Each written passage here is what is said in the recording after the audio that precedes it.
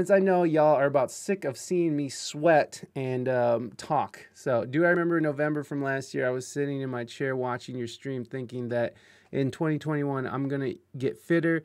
Here we are, almost a year later. I'm still sitting on my chair watching your stream fatter, thinking that next year is going to be the year. Oh, you can see me now? No, you can't, but that's okay. We can hear you now. Okay, well, thank you so much for that. I feel the same way, Wild But Sober, or Call Me Sober, whatever weird name you're going to call yourself this month. All right, guys, let's bring on today's guest, the Canadian Crippler, Kelly Gates, 47.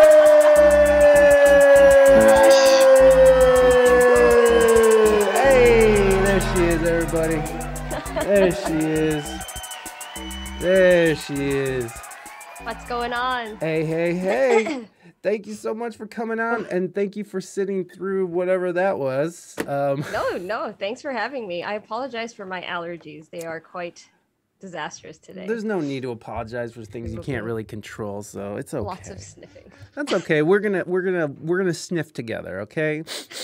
I'll add in some extra sniffs so you don't feel alone. We'll be thanks. Here sniffing together. It's like, why I really like the podcast, but like there's this episode where it sounds like he's just blowing cocaine for like 2 hours. It's nuts. It's just nuts, bro. Oh yeah. Anyways, I'm ready. It took her long enough to find the correct proper pajama bottoms before tuning. That's right, King. They're not even pajama bottoms. They're actually sweatpants. I failed. Oh, come on, Kelly. Ruin the image. We demand pajama bottoms. No, we don't. Girl 2.0, what's going on? Good to see you. Thanks for being here. Anyways, I have to start. I'm sniffing meth. Thank you. I'm going to have to like not pay attention to chat for a second so I could actually get to some of these questions that are coming. Oh my God, there's a melodica solo. Come on, you guys. How dare you? In the hot tub, like go right in the hot tub. No, this is how we do it. We go fully clothed in the hot tub because that's how we do. That's how we do. Unsubs, unfollows, burns down everything. Thank you. That's the intended. That's extreme. That's the intended response we're looking for, right? Is like after I watched this podcast, I burnt everything down, and that's just how it goes, baby. Zaddy did the pink guy. Okay. So we'll start with questions from the chat since they were very much very excited to see you. So the first question comes from Call Me Sober for 2 months, and it's waffles or pretzels. Now, Kelly, before you get too hasty and start answering this question, I want you to consider the fact that we're talking about fresh baked pretzels, not that bullshit that you find in, not those little cracker ass little hard cardboard things. We're talking about freshly baked with salt and the condiments of your choosing, and that's what we're talking about. So, Kelly Gates, do you prefer waffles, however you choose, or pretzels? However I choose, like with any toppings. Yeah. Like waffles and chicken. Sure. Like chicken waffles. Sure. Yeah. Yeah, I gotta go with waffles because of that chicken waffles option. I mean, I suppose you could do. I don't think you could do a chicken pretzel because there are too many big holes. So you just wouldn't be able to eat it together. Just be mostly holes. Yeah. We start with the tough question. Yeah, this is the tough question. Yeah, exactly. With maple syrup. With maple syrup. That's right, Joe. Don't text and drive. It just drives. Stop it, Joe. We know what We know what you're doing, Joe. Too many whole Skittles. That's right. Okay, so we got a Malacca solo. Let me do that in a little bit, James. Just let me get through some of these because I wanna make sure we get through these questions and make sure that everybody's okay. So we got a would you rather waffles and poulet. What is it called? Poulet. I thought you said poutine uru. No, not poutine. Poulet. All right, so we're gonna do a would you rather. Yes, it is Reina. It's the Joe. Sorry. I never knew this was Joe. All right, I shuffled it. I don't know why. Let me see if I've gotten this one. I think I. Oh yeah, we did this one already, and we can't be doing the repeats. Nope. We done that one. This was, would you rather be a stunt pooper? But Marianne, there are big holes. That's the problem, is that they have big holes. Bagels, 1 hole. Pretzels, 2 holes. Well, technically, pretzels could have 3 holes. If you 3 look, holes? Yeah, if you look at Yeah. it, you know. 1, 2, and then 3. Yeah. At the bottom. So, you know, it's a full-on pastry gangbang here. Get angry. Okay, let's see. I'm sorry. No gaping holes allowed. Nothing gaping, folks. Keep those holes nice and tight. Because I think if you have channel points, you can put in a question. Okay, here we go. Here's this. Okay, Kelly Gates. I'm scared. Would you rather have a quiet, moderately satisfying sex 3 times a week, or have furniture smashing, screaming, orgasmic sex once a month? I'm sorry, this is the one I randomly picked. Once a month? Yeah. Or wait, what was the first one? What was the first 3 question? satisfying, having 3 moderately satisfying sex 3 times a week, or have furniture smashing, screaming, orgasmic sex once a month. Does moderately satisfying lead to a climax or no? Well, I mean, there is satisfying. Question. I think it says satisfied, so whatever moderately satisfying is to you, you're like moderately satisfied. I don't know. I guess I gotta go with the once a month thing. It would be really a really special one time a month. Yeah, I'm wondering as opposed to always having like. What do you think Joe would say? I don't know what Joe would say. Come on, you have to have a suspicion. I think Joe would go with. He goes with ... That's a really special one time. I guess Joe's the opposite. Joe wants the 3, wants the consistency. God. As opposed to the not once a month, he said. See, I think that's the big thing, though. I think that's a big thing between women and men is that, you know, men is more like. I heard someone describe it as like men are more like a valve, you know, that needs to release some pressure. So even like 1 moderately satisfying orgasm is the best thing happening that day for a dude. You know what I mean? Like, this is great. Fair enough. It's moderate. So, you know, it's just get it out. And not to make the ladies feel like you guys are just, you know, repositories or anything. It's more like... It's just that it's just physical, like what we are, you know. It's just like dudes are this. No, I can see that, and it's tough, and I get it, and like because women they prefer, you know, like us. Most women that I know, at least, prefer like you know, they need a little getting warmed up. They need a little more effort than just like, hey, drop trowel, let's go. You know, it's more like a. You know, you need a little bit more than just start horny rubbing and let's go. So, you know, it's always funny to see the differences between men and women in these subjects. No, I think that's fair. Because that's probably much more common.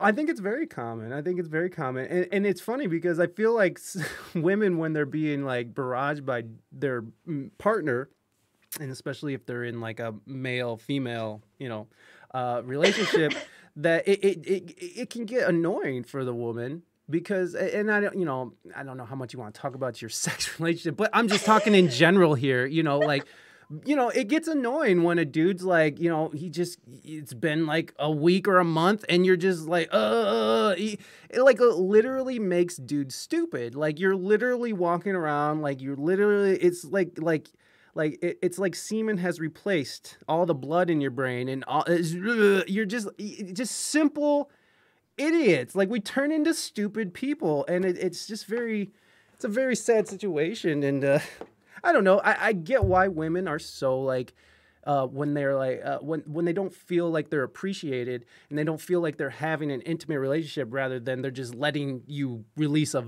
valve, you know. So I get where. I get where that goes, though. I get how women are. I can understand why women feel like they're just receptacles and they're not like. But it's just like it's shitty biology. That's all. We're just like crappy meat men. Carter, Gina, how the hell are you? I hate long foreplays. Get it out. Marianne, I like you, Marianne. Let's just get right to the point, right? No, and it is something that I feel like you know, dudes need to take more consideration into. So I don't know. I don't know where do you stay? Are you one of those people that need to be like coerced? Not coerced. That sounds horrible. Me? Yeah. Personally? Yeah. Like I don't know. I don't know that I need to be coerced. that's what I know. That was the wrong. That was wrong. That was stupid. I'm sorry. But I'm just no. like, No. It's a no. I guess it just depends on the right situation. But I think. Damn it, Joe, and your coercion. That was the worst phrasing for that. Do you need coercion to get it on? Like, oh God. No, I don't think I do. I don't think I need coercion. I think though, for me, my thinking was that would that just become boring if it was just moderate every single time? Yeah. Although satisfying. Yeah. I guess the satisfying is something that should be thought of because it's, what was it, 3 times a week as opposed to once a month? Once a month, yeah. But yes. Once a month is not nearly enough, I guess. but you don't, but that's the thing. It's not enough for who? It's not enough for you, or it's not enough for your partner. It's like, and that's where the problems come in. It's like, and I think that's where, you know, relationships can really falter. And it's like when you're not open about these things, it's like, because if you have a mate who has a high sex drive and then you're just, you know, regular person, that there's problems that can come. Right. It can cause problems. Yes. It can cause disconnect. And like it could have people, you know, it could have someone feeling like they're unwanted, they're unattractive, they don't want to be touched. You know, it's like, oh, am I just disgusting? Does this person hate me? And it's just, you know, it's just personal preference and how things are done, and it's just part of figuring out a relationship and making it work, and that can be hard for some people. I know. No, I think that's fair. Yeah, like I mean, it's what is enough is not going to be the same for every person. So yeah, it's not like. Yeah, I mean, like the thing of like me and my wife Reina, like after she had a baby, you know, like I was like, all right, let's just get back to it, you know, and she's like, yo, I just had something rip out of me. All these emotions are happening. Like I'm in postpartum. It was a really hard time for us, especially for me. Just in the aspect of sex itself, it really held such a high standard for me at that time, and it was something I really had to understand. It was really a part of learning who my mate is and who my partner was, because after you have a baby, shit changes. Shit's way different. Yeah. Expectations are different. And so it was really, you know, me relearning. It's like, you know, this is, you know, she's a human, not just someone I can just be like, all right, it's time. You know, time, daddy's hungry. You know, it's like she's a human being who, you know, has emotions and also had something rip out of her vagina and now is latched to her breast, you know, all the time, drinking of her. You know, it's just dudes do need to take a step back, and especially when they're getting to these moments where they're really feeling like they're not getting anywhere. It's like you got to take a step back and really, you know, assess the situation and be like, okay, where's she at? Where am I at in life? Like, why is she like, you know, like there has to be more to it than just silence and no sex, you know, and just like sad moments in bed. You know, you guys are together in bed, but miles apart, you know? Right. But anyways, hi, welcome. Hi. We really got into it there at the very beginning. It was all that would you rather shit, man. First. The hard questions first. The hard questions first. You know, anyways, timing is also key. Yes, exactly. Yeah, no, for sure. Timing is also a huge thing. Yes. You know, I want your opinion on this. Like, how does this fall on your ears? What I'm saying. Me? Yeah. What about which? About how men and how relationships can, you know, be on edge. And you know, I'm not trying to get you to tell me about you and Joe's intimate time. I'm just your opinion on how these things, how you view these things, and how you view, you know, like how you view, you know, sex within a relationship, and how it could, you know, it could be a really beautiful thing or a really sad thing. Yeah, well, I think it's been said, I think, a couple of times. Joe was saying communication and compromise, and Right. then Skittles also said communication. So I Mhm. think, you know, it's definitely an important part of any most relationships. But what each person is expecting and what each person wants needs to be made clear to each other, or else, as you were saying, one person's going to think, well, maybe they're not attracted to me anymore, or maybe they're not, you know, they don't feel this way about me anymore. So there definitely always has to be a continuous, maybe not continuous, but conversations about what is being expected and why certain things are a certain way. And maybe one person feels a certain way about it because they're not necessarily communicating what they want, or what they might enjoy. Yeah. And if that's the case, then, you know, you might not want it as often because you're not letting your partner know that this is not really working for me, or can we try this, or something like that. So I think in a lot of ways, communication is really important, but also continuous hanky. Thanks, Joe. I think also what can be damaging, if I want to go down that road, is expectations that are being set by things like popular media or what have you. So sometimes people will feel like they're inadequate or feel like they're not doing things properly because a certain expectation has been set by the media, and that definitely should never be the basis upon which people judge their own relationships. That's a great point. Yeah, you should be judging your own relationship on Your the two people who are in it. Yeah, yeah, not totally. Because on TV, you know, they're knocking things over and breaking walls, you know, like, well, whoops, but why are we doing that, you know, like.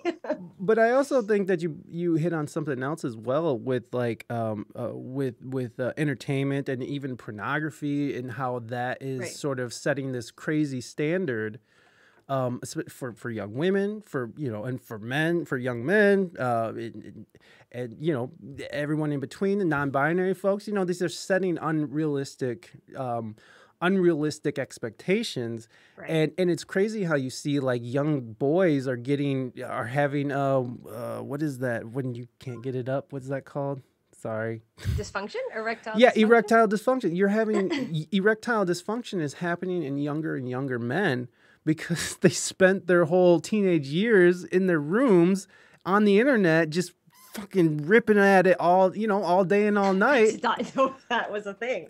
Like no, it is.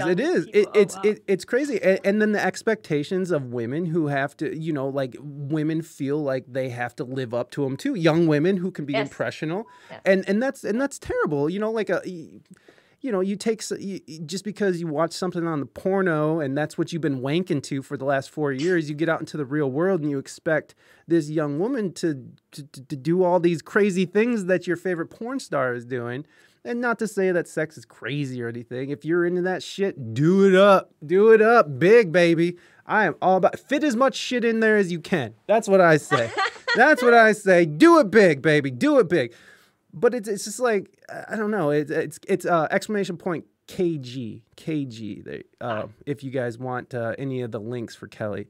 But yeah, I don't know. It's definitely like a situation. And I thought you brought up a really good point with media and stuff, and even taking it further with you know, pornography and how widespread that's become something for these young folks who are latching onto it. And yeah, it's really sad. I mean, you in your music, you tend to take on social issues, right? Like that's something that you like to cover. Right. And I definitely think that this is a big social issue that needs to be talked about, because it is sad that you see these young people who are having sex problems at such young ages, and you have these precedences set. I don't know. What do you think that could be done to sort of offset that? Well, it's hard because the internet makes things so easily accessible. Right.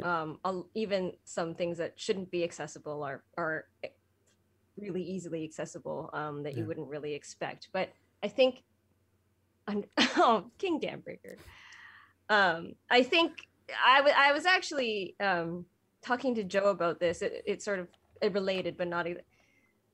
another huge issue is the issue of consent. Yes. And so I think, and a lot of things feed into that, including, you know, the way things are portrayed in pornography or the way things are portrayed in the media. And I think what would be good to address it is for us not to be so queasy about talking about it to young kids in school. Absolutely. They're gonna do it.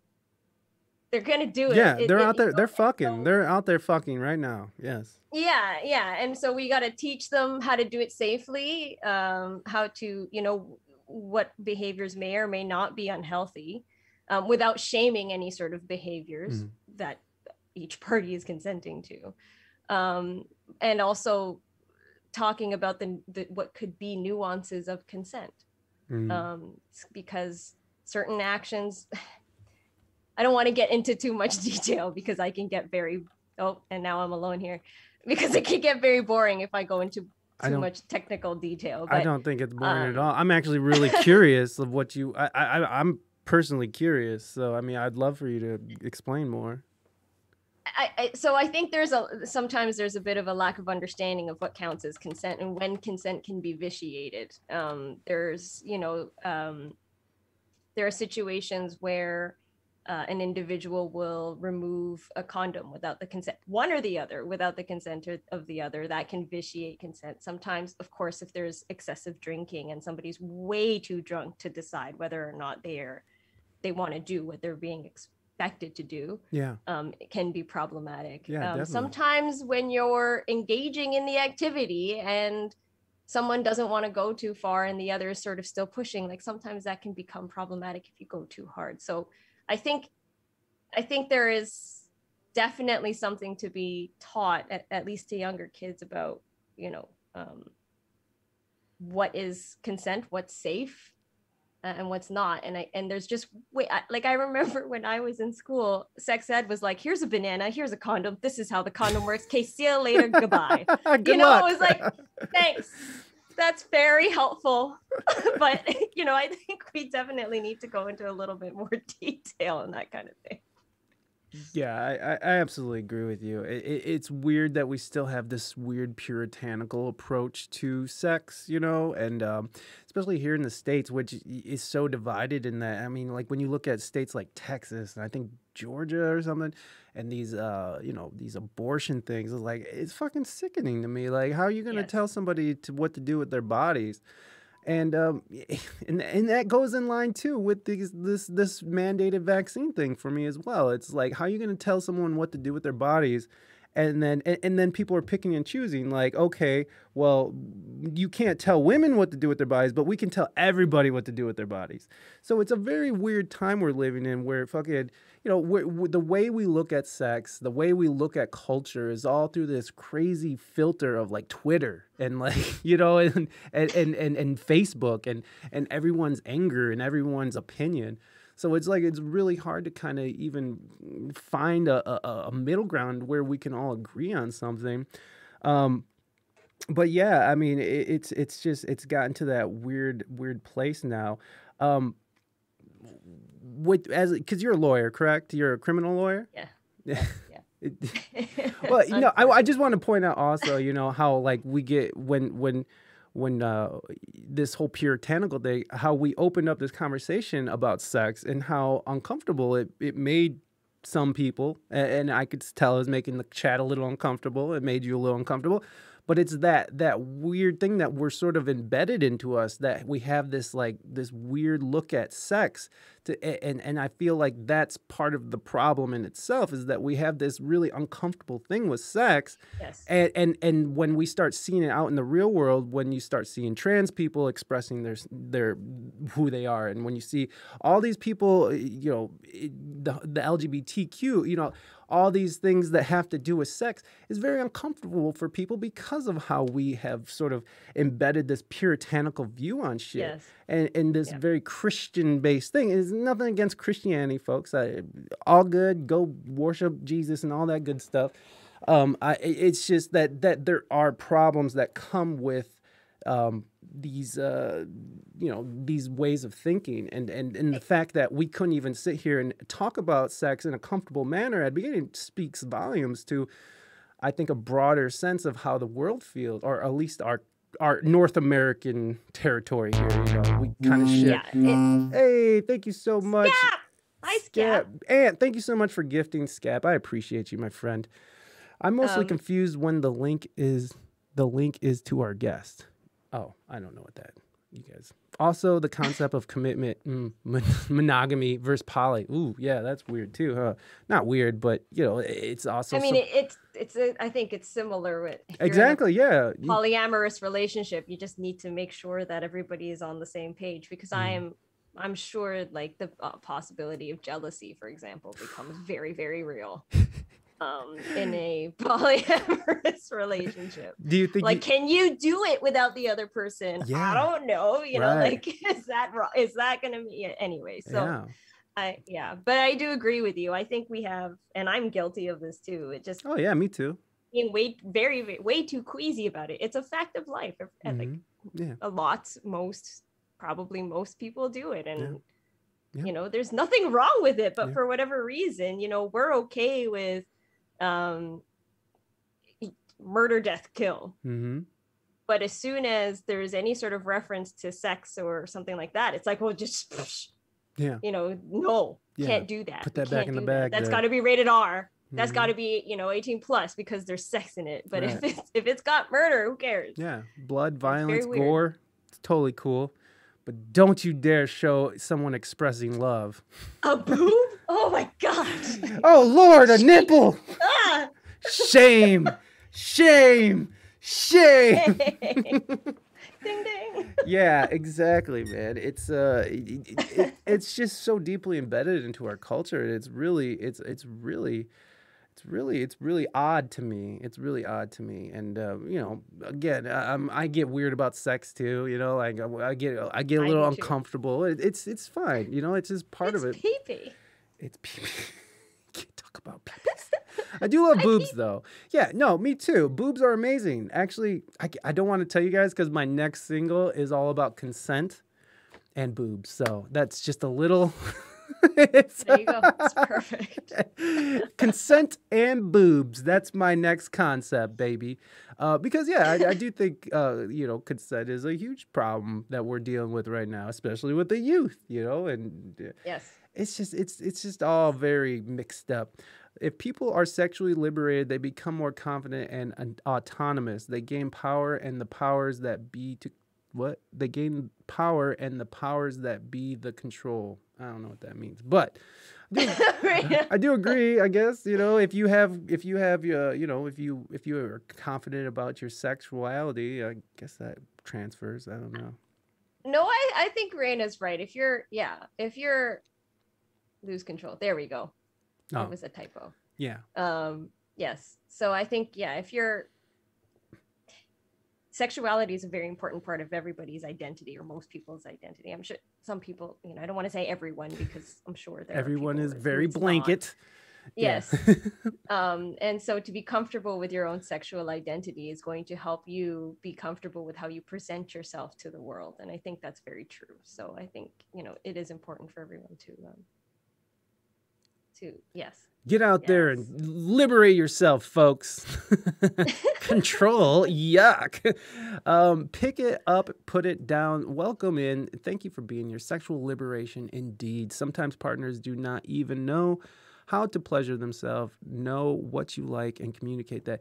Yeah, for sure. And that's another thing is the education that happens in the home because of this weird puritanical view on how our cultures view sex. It's kind of hard for parents to have this conversation with their children.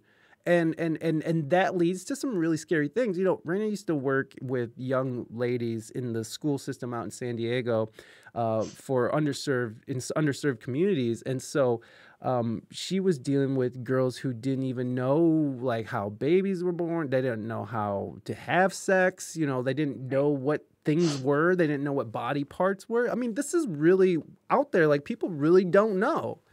And it's just it's just pure ignorance. It's just pure lack of education because of how weird sex makes everyone feel, and people don't want to deal with that.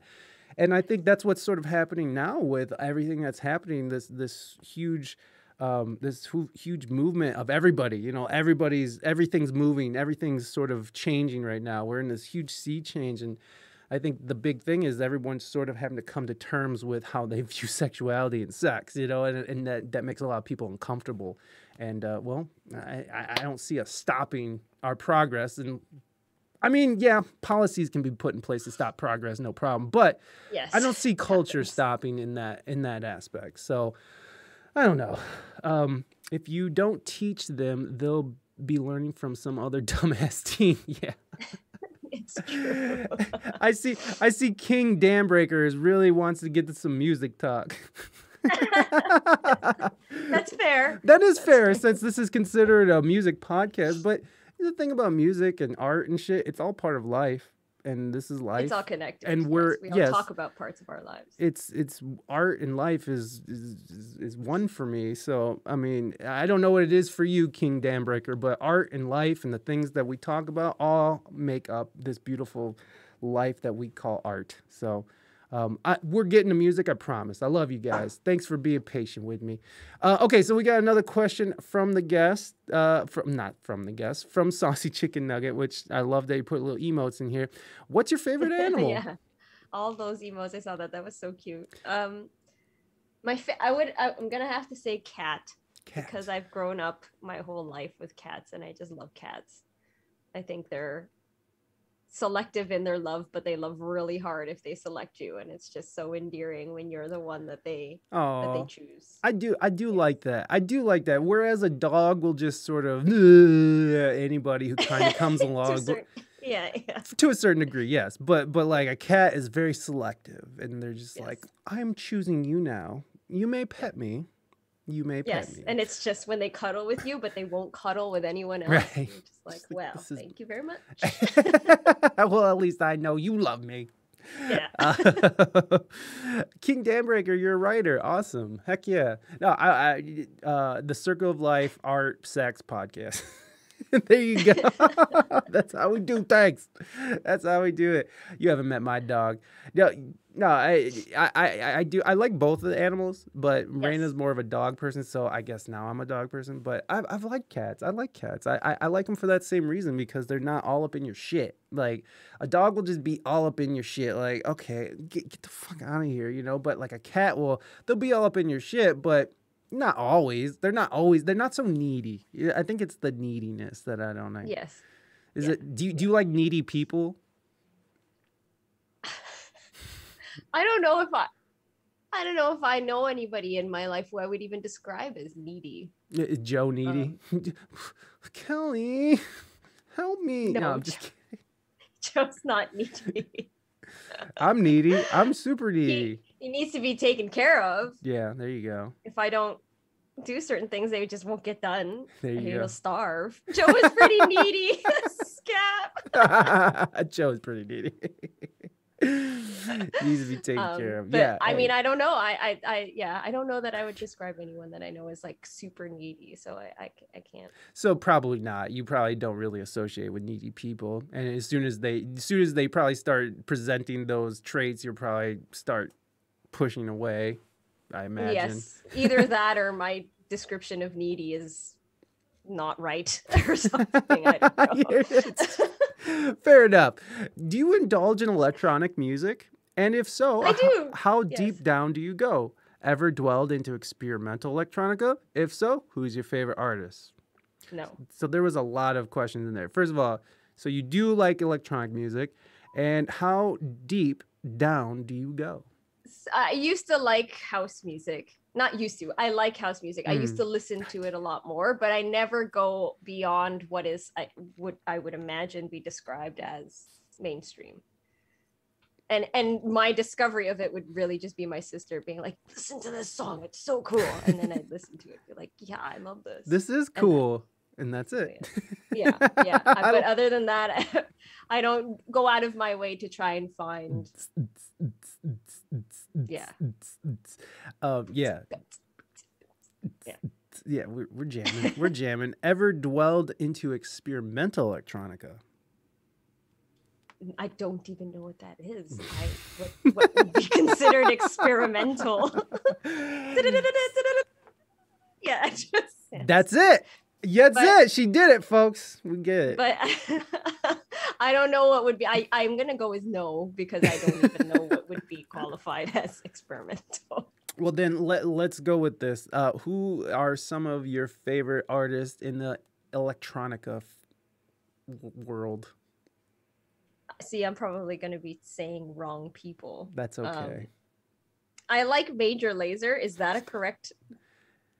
No, that's probably not correct. I wouldn't say they're electronica. No, yeah. So I probably couldn't even say. But that's a great band. So I really like them. Yeah. Yeah. Wait. Major Lazer. Major Lazer is electronica. Oh, okay. We'll see that. That's how much I know. Music. I have a music podcast, and I don't know what electronica is. Moonbaton Dance Hall.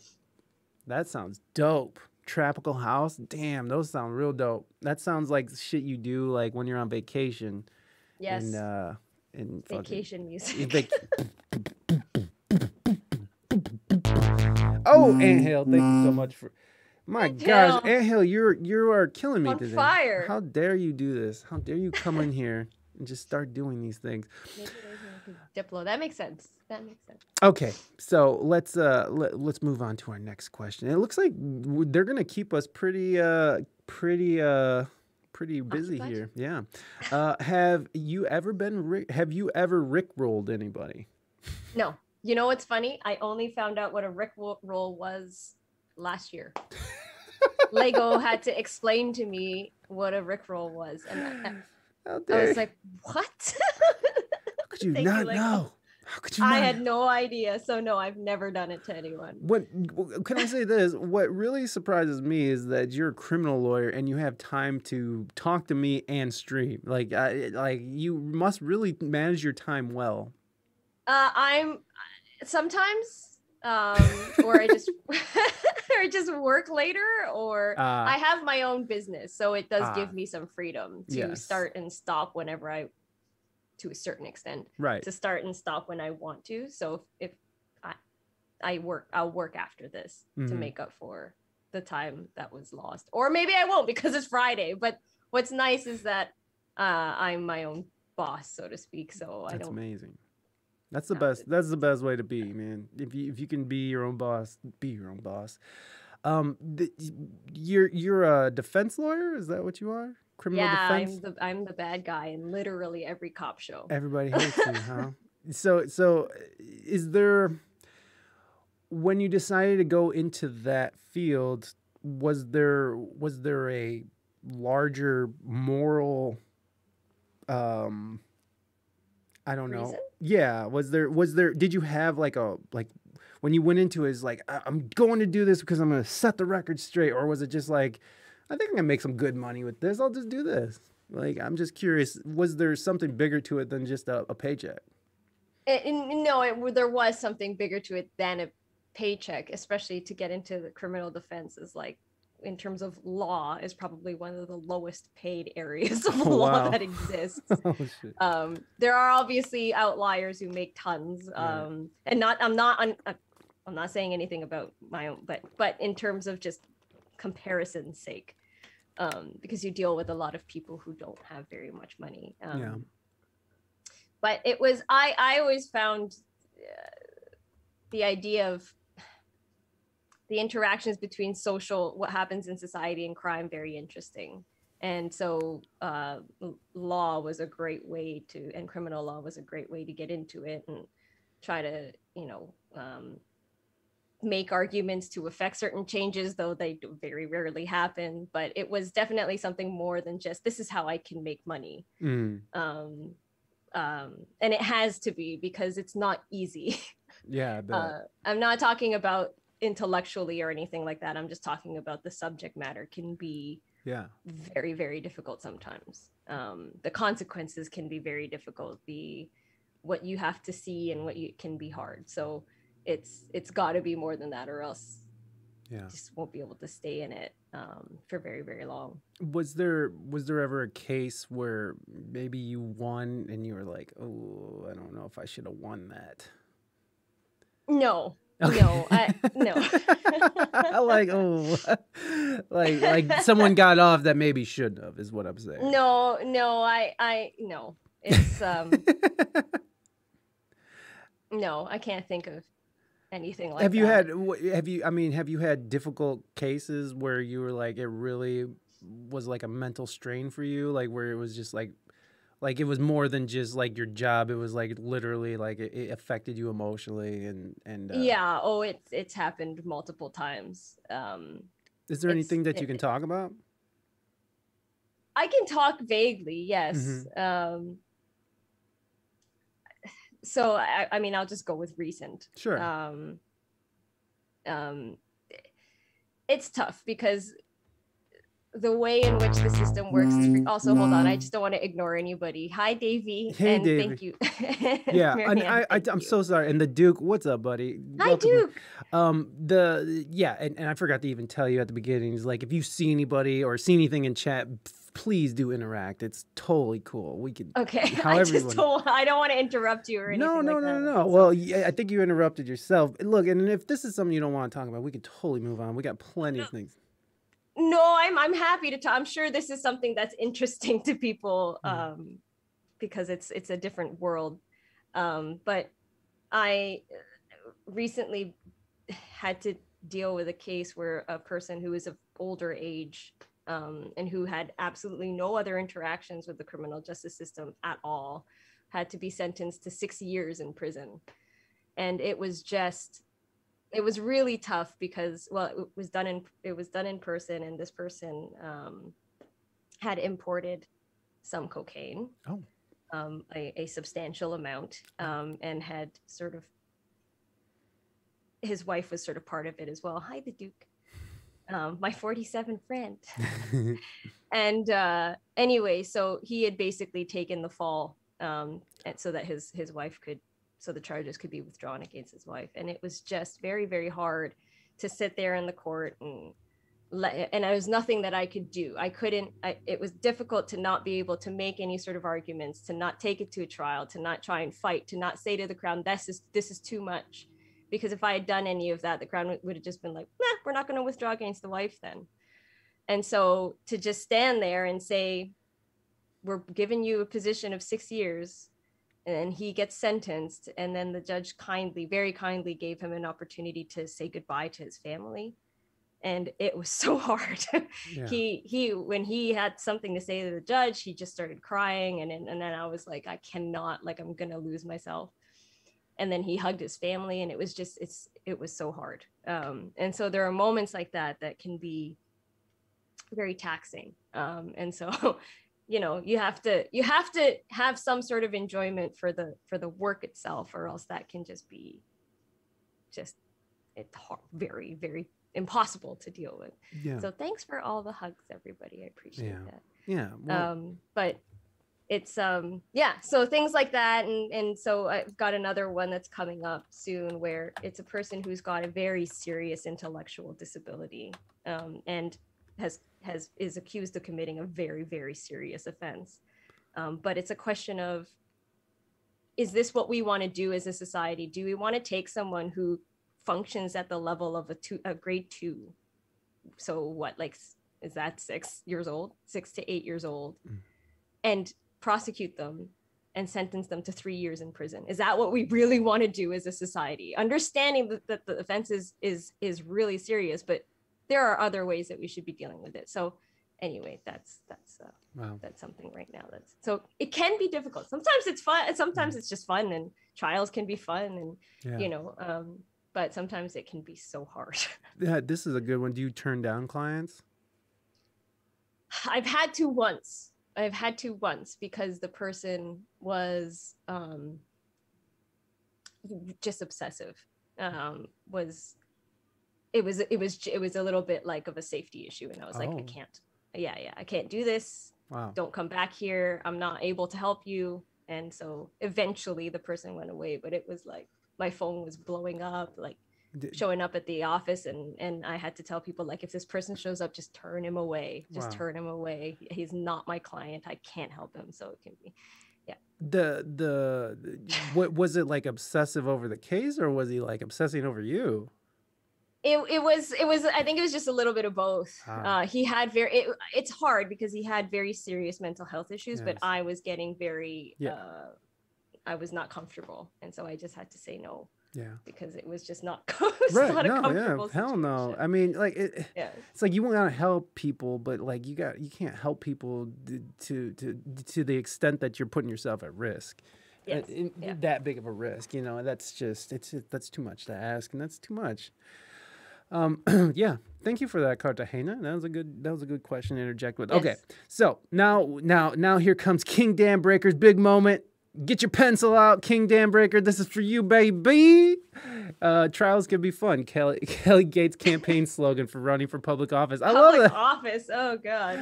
No. Would you ever do public office? Was that something? No, thanks. No. Though I do think there should be more, defense lawyers doing drafting of criminal laws, but it's just why? I know.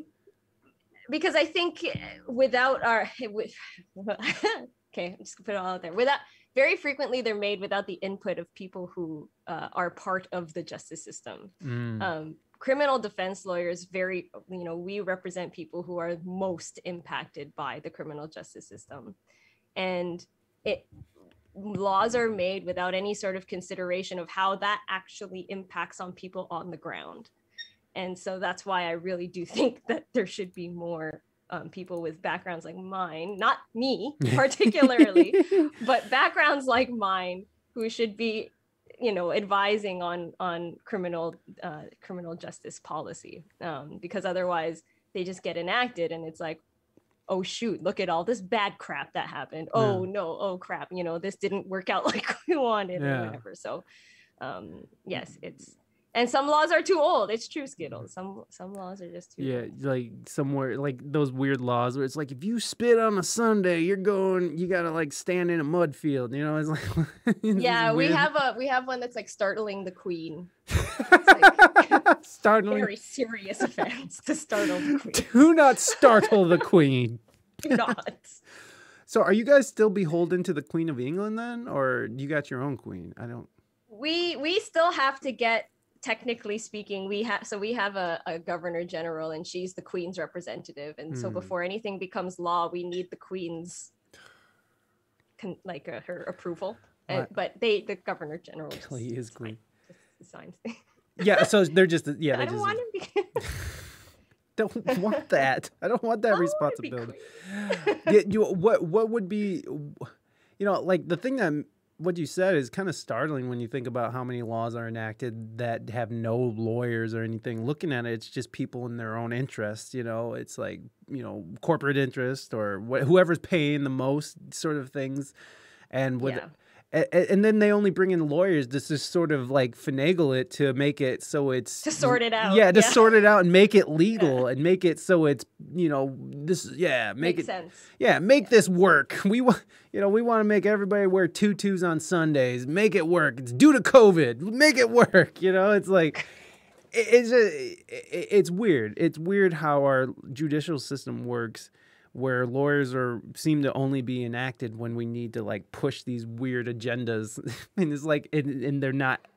We don't call on them to actually like disseminate what's going on, in the bill itself, because that's important, and it's important that, like, I mean, for here in the States, like I feel like people who run for Congress should be lawyers. Those fucking bills, like, have you ever tried reading a bill? Well, you probably have since you're a goddamn lawyer, but sorry, I didn't mean to call you a goddamn lawyer. That's not how I meant it. But you probably understand what that shit is. But some idiot like me is going to looks at those bills, and my eyes roll into the back of my head, and I'm just like, I don't know what's going on. And I know that most of those Congress people are doing the same shit. They're just like, I don't know, and then just sign it out, or their party told them to sign it, and let's go. So yes, yep, yeah, I agree with you completely. And the Duke, thank you so much for gifting. What is it? Is that the second different gift? Kelly Gates. Oh, that is a different Kelly Gates? Yeah. Also, Cartagena and Lego. That's really funny. What if the queen was really jumpy? Yeah, exactly. What if the bill you're presenting startled the queen? What if she read something and it startled her? Strike it down. I think the problem is that there's too many lawyers in Congress. That might be true too. Yeah, like I do think that a lot of people who are in politics were lawyers at some point. Right. It's just sometimes the issue being what type of law and whether or not they're speaking on legislation in certain areas, the relevant areas, I suppose. Why wouldn't you want to run for any kind of political stuff? I don't know. It's just too much. I don't know. I think there's a lot of if you want to actually win something, you have to make a lot of compromise, and you have to say you believe in or want to do certain things or will do certain things just so that people will vote for you. And I'm not prepared to do that. I don't think that anything that I said, anything that I ran on, any platforms that I believed in, I really don't think would be popular. Radical changes, folks. Radical changes. No, I get what you're saying. Like, in order to get to the point of like prime minister, it's like all of the backdoor dealings and all the shady shit you had to do to get there, to get into the position of a Trudeau. Get to that. Was that a well? Like, what was that well? Well, Trudeau's father was also prime minister a long time ago. So he had an in. I see. I didn't know that. I know very little about Canada and your politics. That's fair. I don't know. It might be. America is very stuck on Americans are very stuck up their own ass. So anyways, to get to that point in any kind of political spectrum is like you really had to. Yeah. You had to know people. You had to grease the right palms. You had to That's right. You had to shut down a bunch of orphanages and tear down fucking parts of underserved communities to build a freeway, and you just did it because they were paying, and you were like, I'm taking it. Canadian knows so much more about American than American knows about Canada. Yeah, I agree with you. We're getting ready to take you over, King. That's why. Just wait. I feel like everyone is. I feel like every country is like rubbing their hands together. They're weak. They're weak. They're divided. It's time. It's time. I'm not even joking. There was a bunch of conspiracy theories about all the container ships that are off the coast of Southern California right now, that they're full of the Chinese, and that they're gonna come and attack us. Listen, I'm being radicalized on TikTok, everybody. I'm being radical. I'm just kidding. I don't think that there are a bunch of container ships full of Chinese people coming to take over or invade America. That is ridiculous. But it is out there, folks. This is the fun part about the internet. I've noticed they replace real social workers who actually care about helping the people in the system with bankers here. It's awful. Wow. Social workers with bankers? How does that I guess I could see what you're saying on a bigger on a more of a more goes to trying to employ bankers because they make the money for the government and the country, whereas social workers are paid by the government and are assisting people who may not necessarily be able to make the government a bunch of money. So I could see that sort of from a high level policy perspective being what happens on the ground. Going back to all of that, things that happen up there have a completely different impact on the ground. China can take over on an economic level. Yeah, that's mostly what I'm thinking. It's like I don't think they need boots on the ground to take over. I think that we're divided enough, and our cybersecurity is so shitty, and like we've been completely captured and infiltrated. To the point where we have like high level senators fucking who have Chinese spies as their drivers for 18 years. You know, like we have definitely been infiltrated. Not trying to say anything, not trying to start anything, but there's definitely people fucking going, ha, ha, ha, ha, America's weak, let's get them. I mean, if you don't think that, then I don't know where you're living. I mean, everybody wants a piece of America, all right? Everybody wants it, from our culture to the wealth. And I'm not trying to be like America #1 or anything, because the only thing America #1 is obesity. So fucking you know, I would love to turn the matters a little bit. We're not talking about that. So how about the Leafs Senator game last night? Oh, they lost real bad. Are you into sports? I really enjoyed playing them. I was way more into following them a long time ago, but it's really hard to find the time to follow it carefully. Joe just got back. I don't know. Joe's here. Well, this is a good time because we're about to ask King Dambreakers, which I told him we were about to go into his thing, and then we went into. We got way sidetracked. But that'll be good because Joe can get in and talk about you know, the things that King Dambreaker wants to know for his article. So that'll be cool. Anyways, we'll ask Joe when he gets here, and this is from King Dambreaker. What is your best / fave moment of your music career so far? It's a good question. Finding Twitch. Ooh, can you expand on that? So I think it's funny, like musical career was not very long because we were in that band for maybe like 5 years, and then I just stopped with music. So is that the diction? The diction. Yeah. So I think Twitch has been such an incredibly different in the most positive way you can do it or say it experience in terms of music and the industry. So when we were playing music, there was a lot of, like, you know, and I'm sure this was everywhere, you pay to play, or, you know, we were never getting paid to do what we were doing. No. Not original music, right? Because you were playing. It's original, yeah. No one wants original art. They just want the art that they've already heard over and over again. Yes, there's Joe from his meeting. Sorry, I'm drunk. In our attire. Hey, Joe, you looking good, my friend. Oh, he can't hear me. He can't hear you yet. Hey, Joe. You're looking good, my friend. I'm a little late to the party. Fancy Joe. Looking good, Joe. Thank you for joining us. I appreciate that. Twitch is love. Yeah, Twitch is amazing. I want you to finish on yours, and then we'll ask Joe the same question. But what about Twitch has, you know, sort of, you know, been your favorite part of your music career? I think the kindness of this play, it's unbelievable. It's like Twitch music is like a sector of global society of people who are just so unbelievably kind. I've never experienced such a microcosm of kindness. It's incredible. And like I said, like we had never gotten paid to play music. And I remember when I started doing this, I didn't have a song list, but then once I added the song list thing, I was like, oh, you know, I'll throw in a couple of originals, a few, maybe somebody will request them, probably not.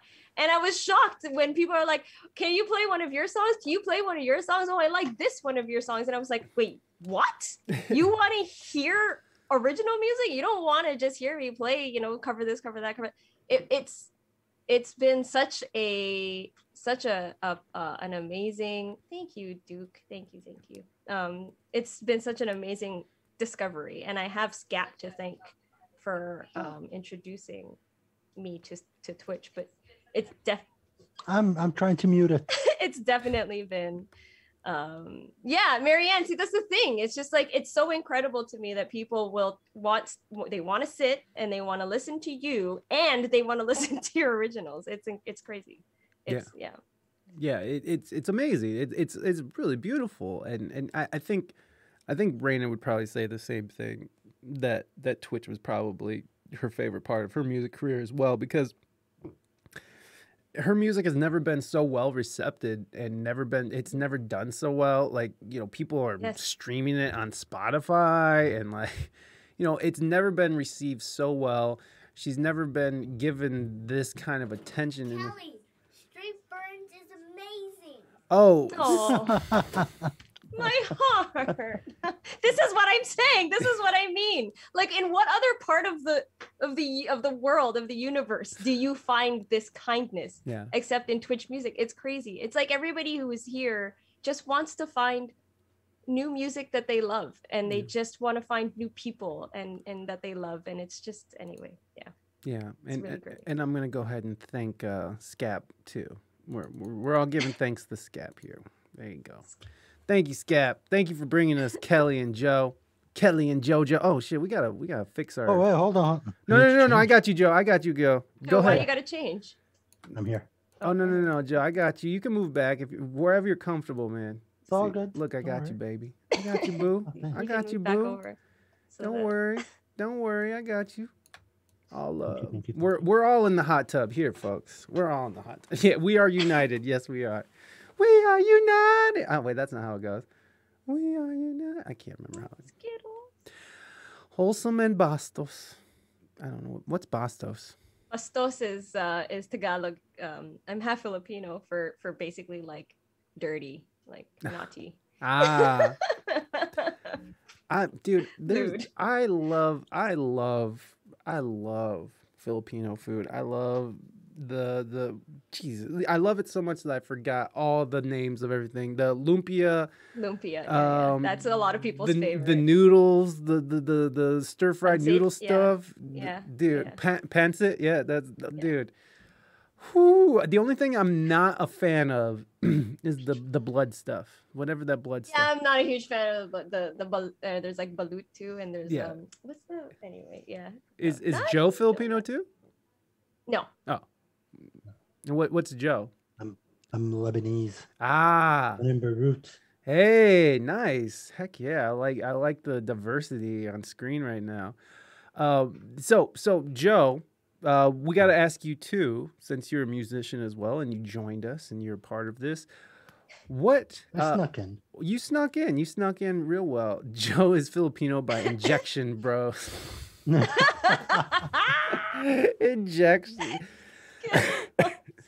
Speaking of Bastos, I just remembered that sub ran out. Oh, there you go. So Joe, what has been your favorite moment of your music career so far? Favorite moment of my music career? Ooh. What are you looking at me for? All right, fine. I'll say it. So I kind of met Kelly because of music. Oh! What? What? What did I say? No, that was a much better answer than mine.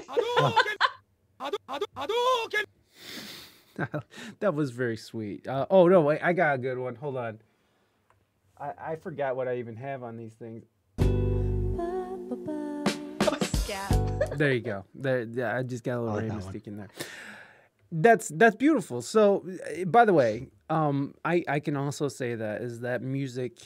I mean, that's a great answer. That's great answer. That's gonna pay off later, Joe. That's gonna pay off later. No, because in all truth, Won't be In a lifetime of happiness. in a lifetime. That's what you mean. Yes. No, because I met Reina through music as well. So I think that is probably my favorite part of my music career too, is that I got to Right. meet my wife that brought me my firstborn son. So yeah, that's beautiful, man. It's fucking beautiful. Coming in here, laying down the beauty. I didn't think of that Calls it a time as romantic. part of a music career because I was in grade 9, so I was 14. Career We're was not not. in grade 9 when we started dating. Oh, when we met, I was in grade 9. Grade 9 or 10 when we Oh, met? we No, went it over was this. my I fir- forgot. It was, yes, we That's we talked about. I forgot about that. Why am I here? Oh shit! I forgot that Joe was out there fucking getting at it. Joe, my man. Robin Cradles. That sounded bad. I'm sorry, Joe. If you No, guys, she's a crypt keeper. if you guys, If you guys missed it, Joe and Kelly were on a couples cast that Reina did on her channel, and we got to know a little bit about Joe and Kelly, about their relationship. Turns out Joe and Kelly met. Joe had his eye on Kelly when she was a young lad. That sounded bad. I'm so sorry. That's terrible. Let's move on. King Dambreaker has another question here. What made you believe that you wanted to be a performance artist? So we'll start with Kelly, and then we'll go on to Joe. I think my mom did a lot of I think my mom did a lot of nurturing of that. Filipinos love karaoke. Filipinos love parties, and having performances at these sort of like community events. And so my mom would always say, "Oh, you should perform at this community event and perform at that community event and perform at this Filipino thing and do this Filipino that." And so there was a lot of, my mom did a lot of the nurturing of it, and I did enjoy it. Eventually over time, as I started to develop my own music taste, I was like, well, I want to play rock music, and nobody at these events want to hear me blasting distortion and screaming. So You still like playing Shania. So I do still love Shania Twain. Shania Twain's amazing, and she's a Canadian, and I'm proud that I love a Canadian singer like Shania Twain. Yes, she's Canadian queen. But so I think that was a big part of it. My mom being like wanting me to sort of do the performing. So is that what made you oh, go ahead.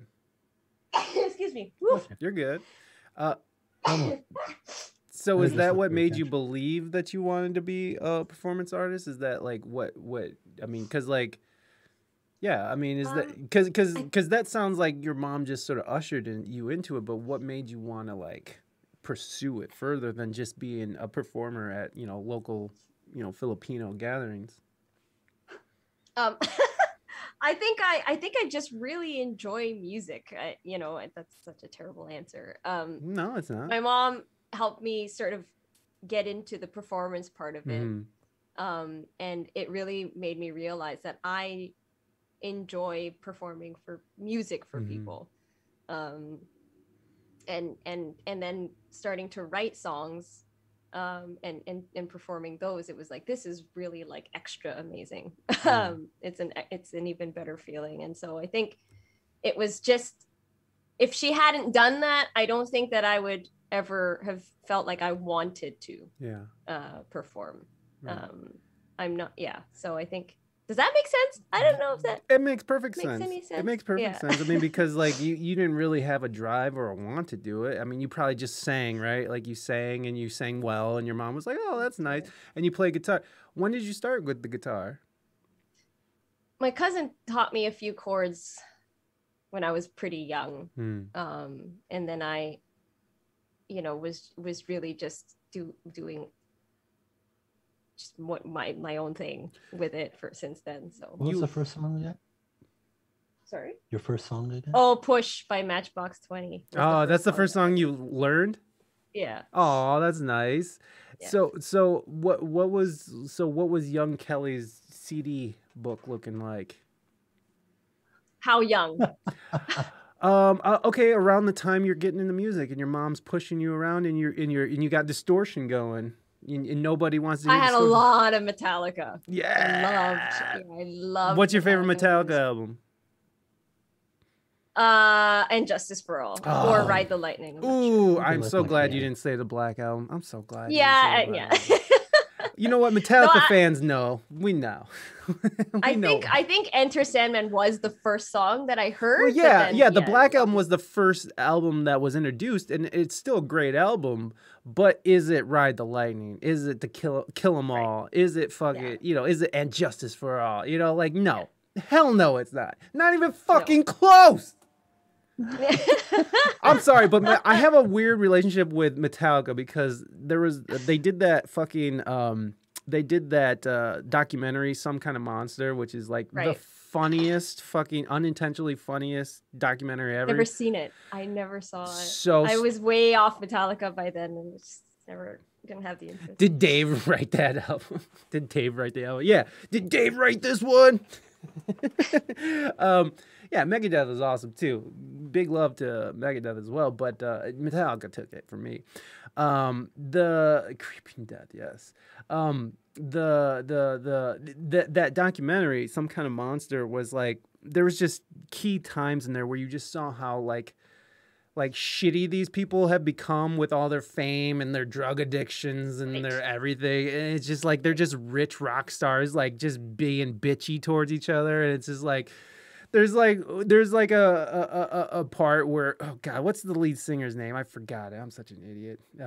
James Hetfield? James Hetfield comes in. He's like, what the fuck, bro? You guys recorded without me? You know I have to go to my AA meetings. And when I go to my AA meetings, we stop recording. And they all got in this fight. And then there's this moment where like, where Lars Ulrich is like, oh no, bro, that riff just kind of sounds stock. It just sounds kind of stock.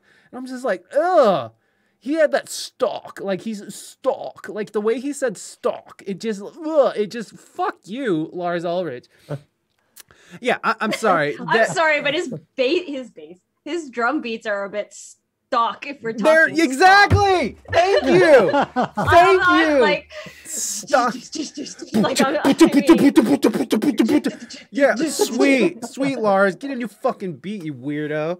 Like, you know, he went after Napster and shit, which I can't be too mad at that because that did fuck up the whole music industry, but maybe it helped bring down the gatekeeper, the whole Napster thing, which is great. But still, I understand if you're making millions of dollars and all of a sudden millions of dollars stops coming in, you're going to be like, what the fuck happened to my millions of dollars? I get it. But fuck him. Fuck Lars. Fuck Metallica. I love Metallica. Fuck Metallica. I know, it's a love-hate relationship. It's true. It's like... Master! So much goodness. Yeah, no. Yeah. There's nothing, you know, I fucking, they're an amazing band. And, you know, all jokes aside, they're an amazing band that really paved the way for a lot of artists, but a lot of heavy artists too. But, man, did they fucking fall off so hard, so hard. So you were big into Metallica. Who else was in your CD book? Korn. Oh, dude, I love Korn. Oh, my God, they were so good. Those first 3 albums... It's like, I think Follow the Leader was the last one where I was just like, it's okay. But like those first 2, I can't remember their names, but first one I think is just called Korn. And then I don't remember what. And then the second one is the one with Adidas on it. Yeah.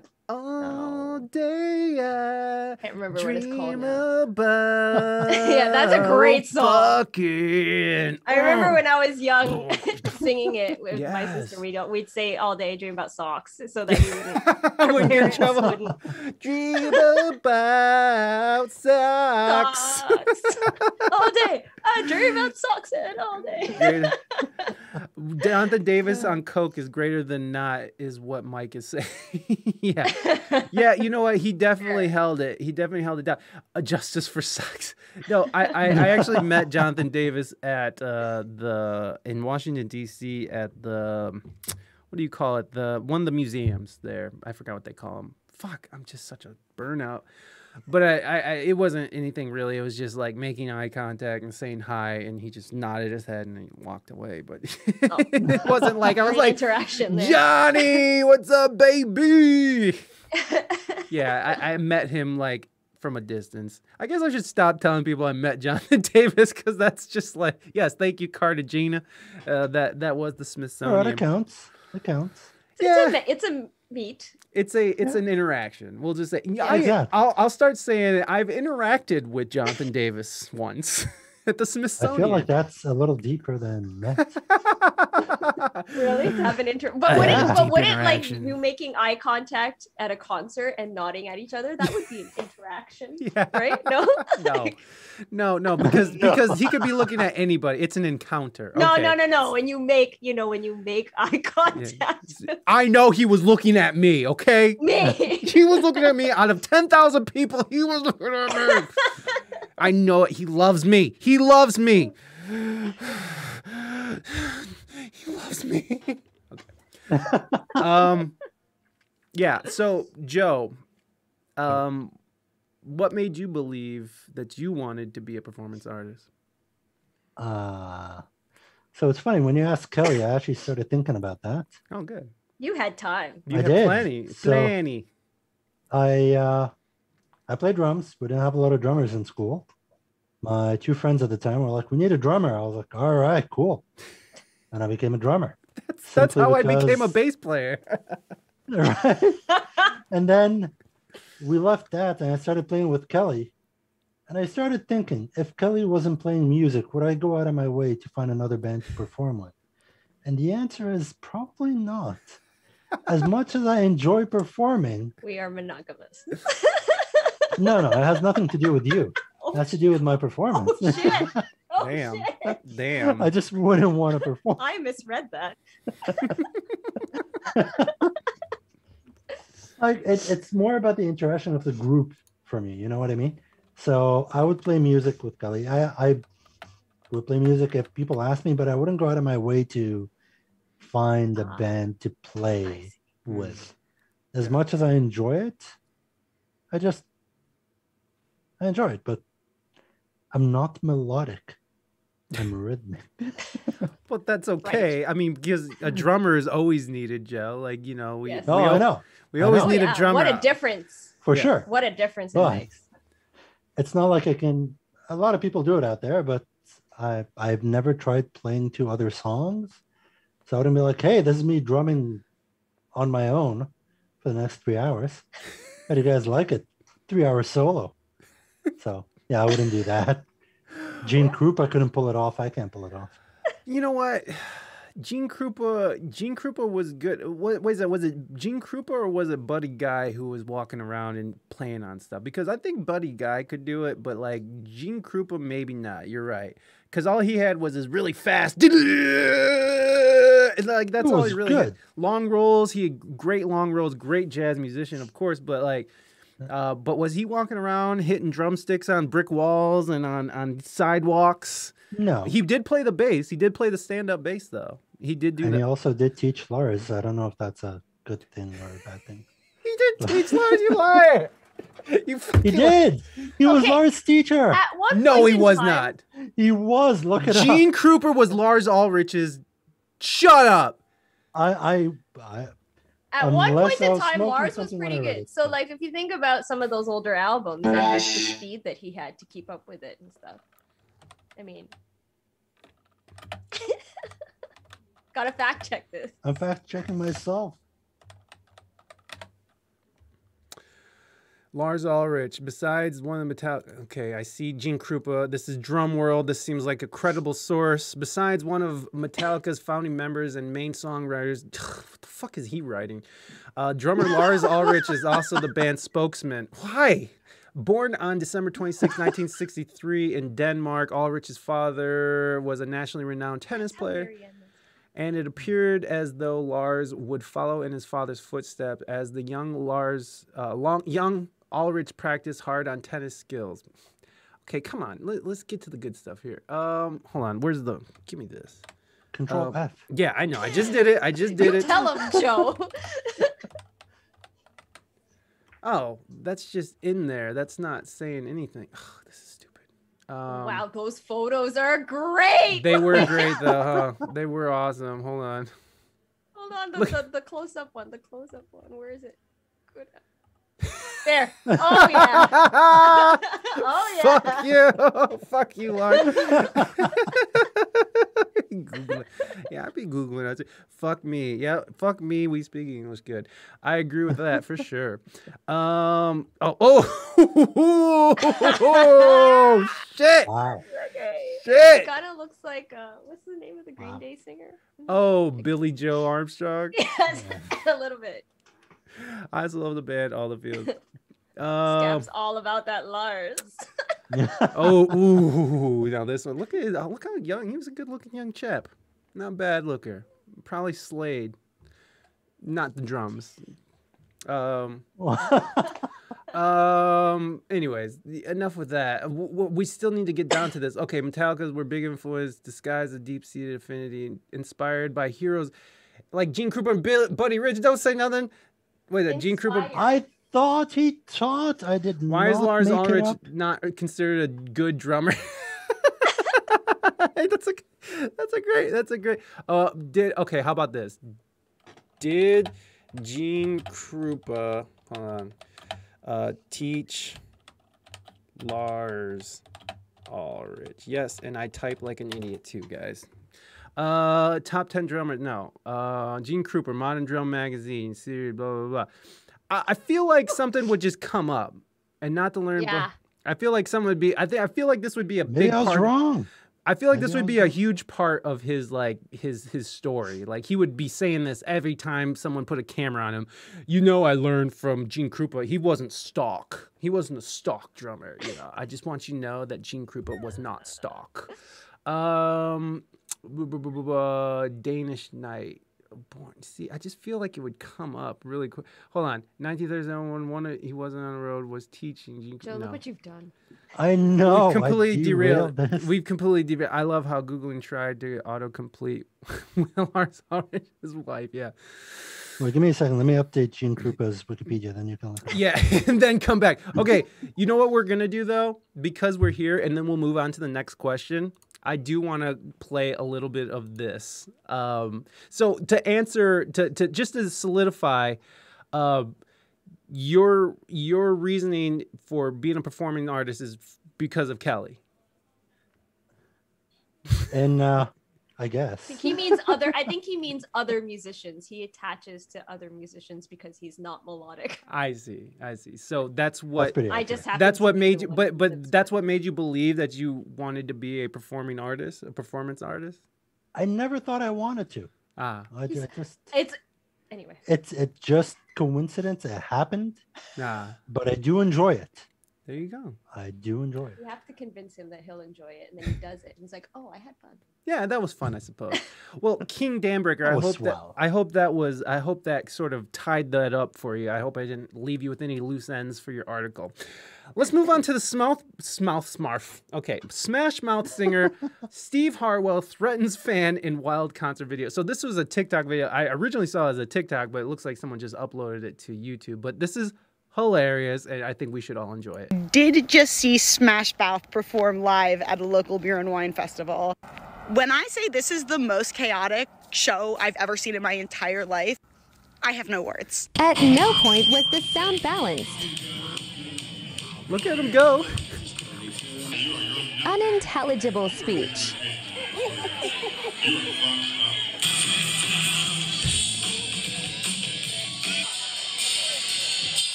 The speakers blew out.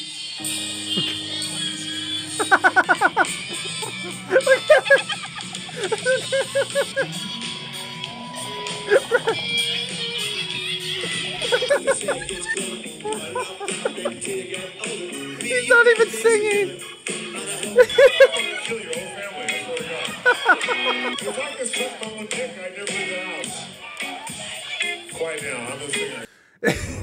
I'm sorry, but that is so fucking funny, and it's so awful that I'm laughing at this horrible rock bottom moment. It's so fucking funny. So he apparently has left the band. The band performed a Smash Mouth singer Steve Harwell went on an insane rant on stage caught on film. The band performed. Oh, thank you for the doulas. They made me some doulas, which are they're like little fried wheels that the paletero man walks around with. It's some Mexican shit. You might not understand. Anyway, so the band performed a concert in upstate New York over the weekend, but the video from the events, Harwell slurring his words, threatening the audience, and behaving in a combative way. He also seemingly gives a Nazi salute to the crowd and double middle fingers at one point. A TikTok user caught the rant during the Big Sip Beer Festival in Bethel, New York. The clip shows the band was having technical issues with equipment, struggling to play with a broken PA system. Harwell is seen in the video swaying back and forth on stage, flipping people off and cursing at them when they respond. I'll fucking kill your whole family, I swear to God. The Smash Mouth singer screamed at one fan. In another clip, he tells of fans he would never leave home if he could masturbate better.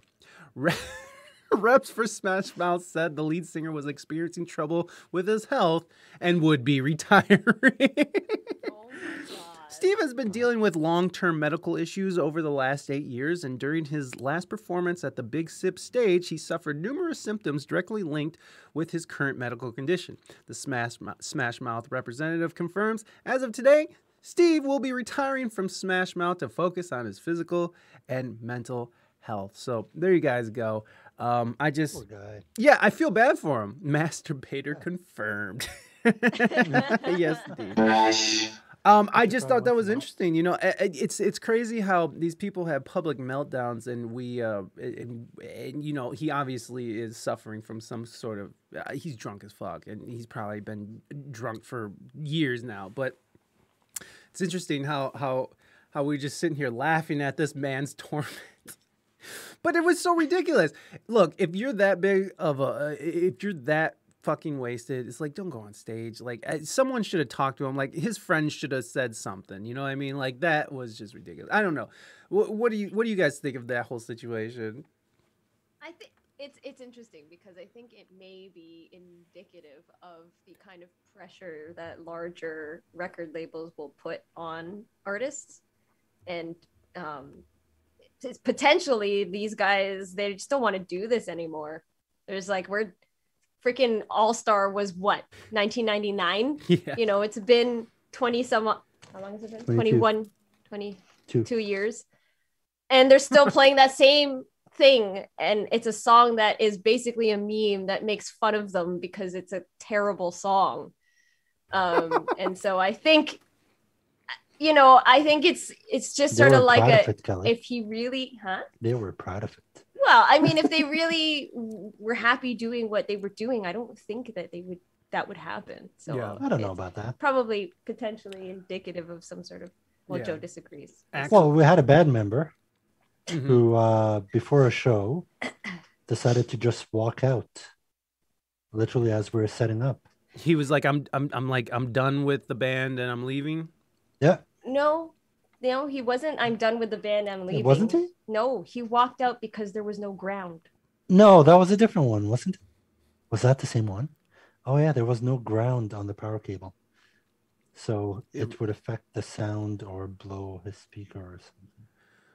Well, first of all, I just want you guys to know that I don't like whoever you're talking about. I don't know them, but I don't like them. I just don't like them. I think that I would not get along with this person, but you know, it seems like you guys didn't either. Wow. So what'd you do? Was it the bass player or something? Eventually got over it. He got over it, and then he came back 5 minutes before, and we played. But anyway, was he out of the band after that, or did you guys continue to play with him? No, we kept playing. And then we just stopped playing. It's just better to stop playing. I think we talked about, didn't we talk about this a little bit on Reina's thing, where like because he was kind of like a weirdo or something? Was that no, toxic? He was toxic. And what, like, in what kind of way? Because I think this is interesting when you talk about band dynamics, and especially when musicians are listening. It's like, and if they're going through something. What's up, Kuya? What's up, baby? Well, Joe is Uru, that's awesome. What, Uru? I experienced a 92 concert in Montreal with Metallica GNR. Anything can happen. Hey, yo, that was a crazy tour. Yeah, and Axl Rose is an asshole too, but damn, can he sing some songs? I forgot what we were talking about. What did I just ask you guys? Toxic band member. Toxic. Oh yeah. I think it's useful information for people who are, you know, who are trying to, you know, who are going through this kind of stuff. It's like so like what made you feel like he was toxic, and like how did you guys deal with it?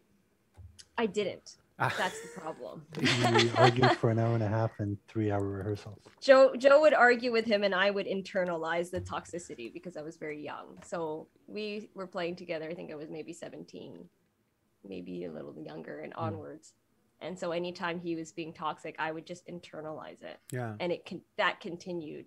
Yeah. Even past us not even playing together anymore. What you know, looking back now, what is it? Why do you think that you didn't you know, stand up to him yourself? Why do you think you just sat there and sort of internalized it? I think it was it was a lack of, it was being young, and it was a lack of confidence, I think. It's just a lot of like, well, what he's saying must be true because he's older and more experienced, and so I'm just going to take what he says, and maybe once in a while laugh it off, and continue, or not, and just try to get through this rehearsal or get through this just because we have to. Joe would get into full-on blast arguments with Joe was like, I'm not gonna internalize shit. Yeah, I don't think shit. No, Joe was in his 20s at the time. I see. Yeah, I think that's when we started doing the excuse. math on that episode. Well, Kelly likes to make it sound like I was in my late 20s. No. Joe was 45. I was As opposed to 16. It was all good though. It's all good. No, but like, how did you handle him then, Joe? So you would sit there and just argue with him, and then Yeah. that was it. So Yeah. what you know, looking back now, what do you guys think would have been the best way forward to either to make that work, to make that I'm situation? inviting them to practice. Yeah, to tell him can I swear? To tell him to fuck off. I've been swearing this whole time. I'm triggered. Yeah. So yeah. I think that's a good. I think that's like a good, like, all across the board though. Like even outside of band situation, it's like if someone toxic in your life is just like constantly criticizing you, has nothing positive to say, has nothing to offer. Every time you're around them, you feel drained, and for some reason, you just feel like you have to keep giving yourself to this person, but you don't know why. It's because they're taking too much, and it's time to like let them know that's like, hey, you can't do this to me. We gotta like stop. And I think it is important for people to tell them like, hey, I'm not gonna allow you to do this to me, and like to tell them instead of just like ghosting them. Because, you know, like, I feel like if you don't tell them, they'll just, like, make up whatever stupid shit in their own brain that, you know, allows them to be the hero in the situation. But if you tell them, if you actually, like, sit there and be like, listen, this is why I'm not going to ever fucking talk to you. Maybe in that there's a small chance that this psychopath might sink in. And maybe they'll go on and be better because they lost a friend. And maybe their only friend. Because a lot of time those people have that one or two people who they fucking latch onto and they fucking drain. So just beware, people. I mean, it's not just band situations. This is real life shit, baby. Okay, we should probably move on to some more. Oh, there's a melodica solo. Let me do a melodica solo really quick, and then we'll get back onto King, and then we'll get through these questions and we'll end. I know it's been a while, guys. So here we go. I'm open. Oh, okay, cool. Well, then it's not over until it's 12-hour stream, guys. Let's go. Oh my god. Jesus, that was loud. All right. All right, let's do a quick solo. I'll do it over this one. I don't know what I'm gonna do with this. Hold on. What key is this in?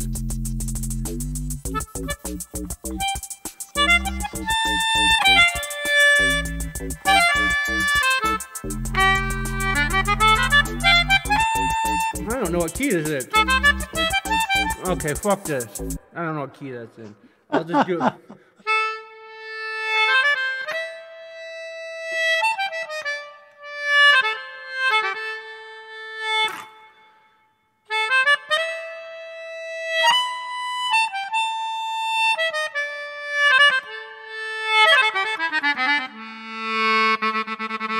All right, there it is. I feel like I was on an 80s cop show. Yeah, that sounded really cool. I very much enjoyed that. Oh, I'm glad you guys liked it. Whatever key you like. Yeah, encore. I know, there's no encores for that. Thank you, guys. Thank you for the woof. Your favorite today. What's going on, my love? Good to see you. BRB, need to rest. No worries, Kuya. We'll leave the light on for you, buddy. Okay, so that was for James Casey. Thank you for that request, James. I appreciate you wanting to hear me do that. So this is another one from King Dam Breaker.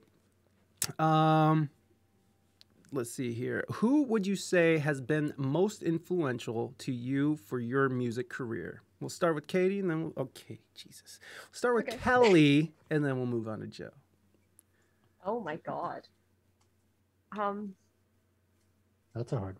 That's really tough. I have no idea. Is there Most like influential. Sorry, go ahead. influential? Who has been most influential to you for your music career? So, I mean, you could technically say your mom. I mean, she influenced you to. It's true. I could say Joe. Now you're just forcing it. That's an Marianne. interesting question. I mean, I guess, you know, I think I've told this story before, but That's okay. let's go with Shania Twain. Oh, I like Not that. in terms of musical style, obviously, but in terms of just what brought. So the short story is I had when I was younger, there was this singing competition, and I changed the key of it very close to the actual performance. And then when I did the key change, it was like I sang in the original key when the guitar. So it was just a disaster. And me being the young, like I was like 12, and so me being the emotional mess that I am, I was like, I can't do this anymore. So then Did you break your guitar on stage? I did not break my guitar on stage. She lit it on fire. But then I remember I was watching Shania Twain do this performance, and she's just having the time of her life and just enjoying it. And I was like, you know what? This is what it should be about. Yeah. It should really just be about playing, you know, making music and enjoying yourself and have other people enjoy it with you. And that's sort of what it was. And so I tried to make sure that I remembered that part of it from that point on. It was just this like, aha, I guess. She saw Shania and she said, by golly, if she can do it, so can I. That's not quite it, but sure. So I'll go with that. I think that kind of answers the question. Kelly, I think we got some ground issues with your guitar or something. Is there any way you could mute it or? Yeah. Because I keep touching it. Oh, that's okay. I keep touching the thing. Here, I'll just put it over here. Yeah, there we Well, go. that's not... Put it on something metal.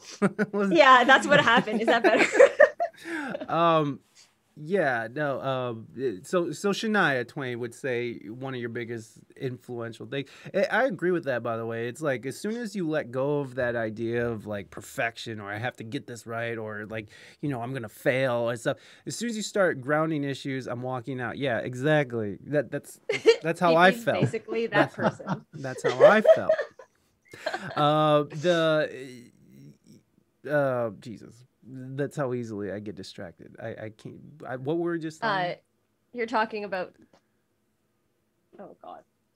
Joe. Once you let go of the perfection. Yes. Oh yeah. Once you let go of all that and you actually start just having fun with it, that's when it becomes like that next level. And I think that you actually achieve that next level of performance as well. It's just like this to me. It's like this faster you can become comfortable on stage and performing, the faster you're going to get to who you are, you true essence of who you are as an artist, as a performance artist, because there's a difference between recording artists and a performance artist. You still have a performance to do in the studio, but when you're in front of, you know, hundreds of people and they're screaming your name and shit, it's a different thing, and you have to sort of placate to different aspects of the environment. Yes. So it's a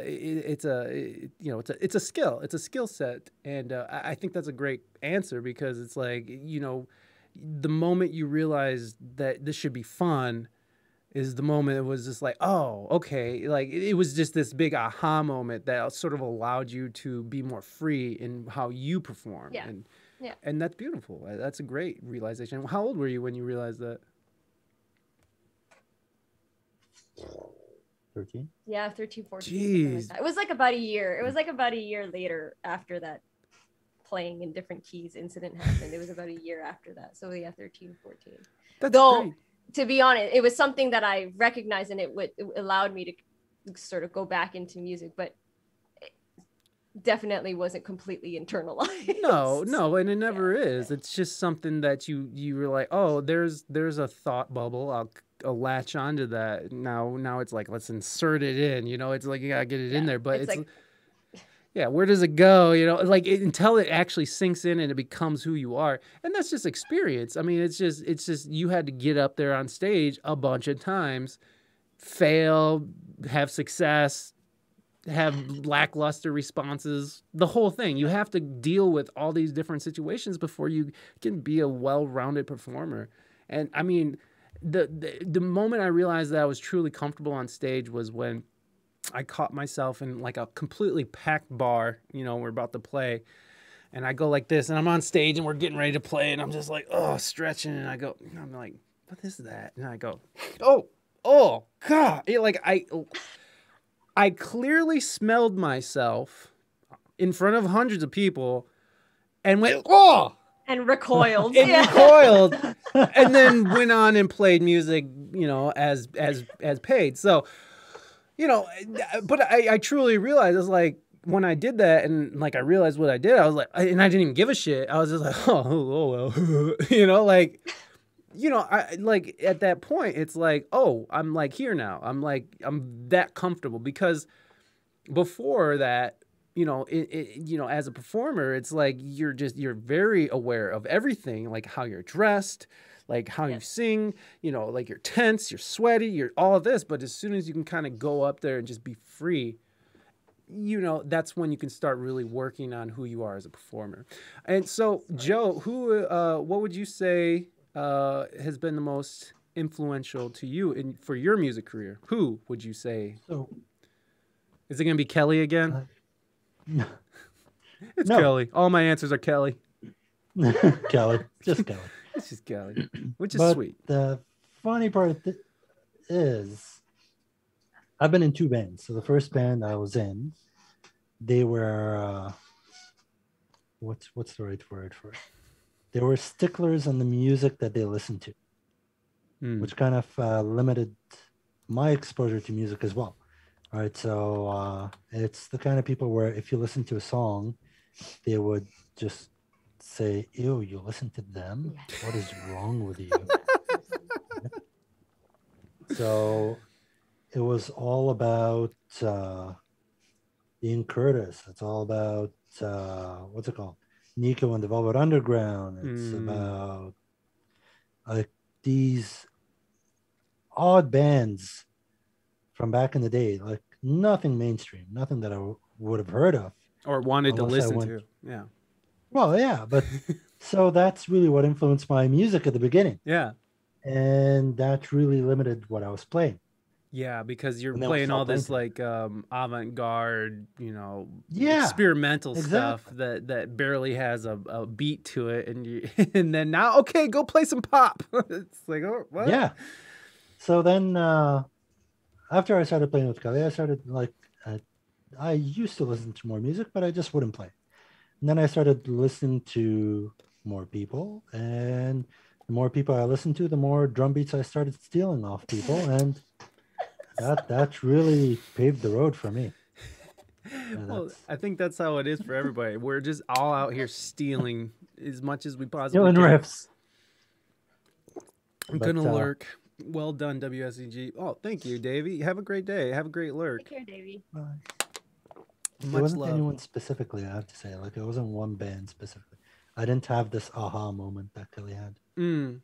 Well, but you did sort of have this Renaissance spirit? Well, no, you had an interesting, because like me and you had kind of a similar way of coming up, because when I was coming up, when I was young and playing my instrument, my bass, it was I was in this really experimental freestyle band where we'd never had anything really planned. We just went up for 40 minutes and just played in a key. We'd pick a key and we just play, right? And that's how. And like jazz fusion and Miles Davis was the only thing you could listen to, or you're an idiot and you don't know what the fuck's going on. So, you know, I was very judgy too, you know, I was one of those people where it's just like, oh, if you don't listen to jazz fusion, if you don't listen to Weather Underground, then Weather Underground, that's a terrorist organization.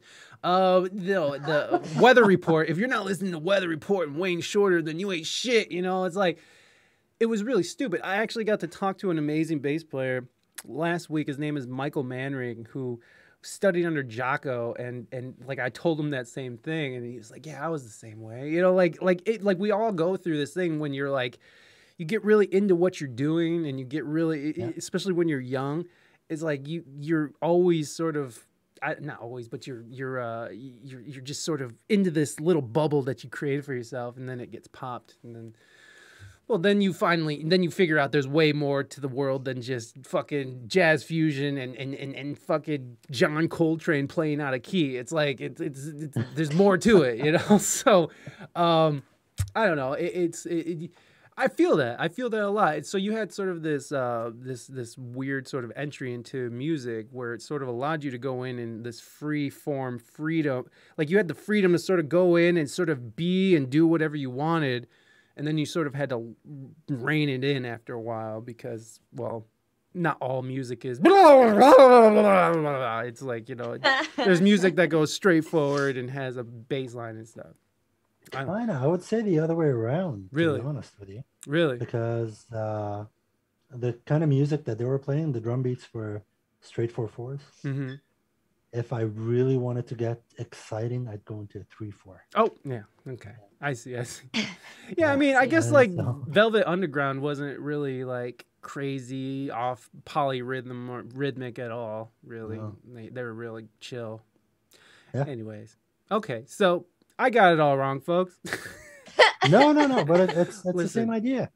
We're just on different ends of the spectrum. Yeah, I think you're right. Well, there you go. I hope that worked for you, King Dambreaker. I don't know if that was... I hope that tied your loose ends up. We already did that one, Cartagena. And, we didn't ask Joe.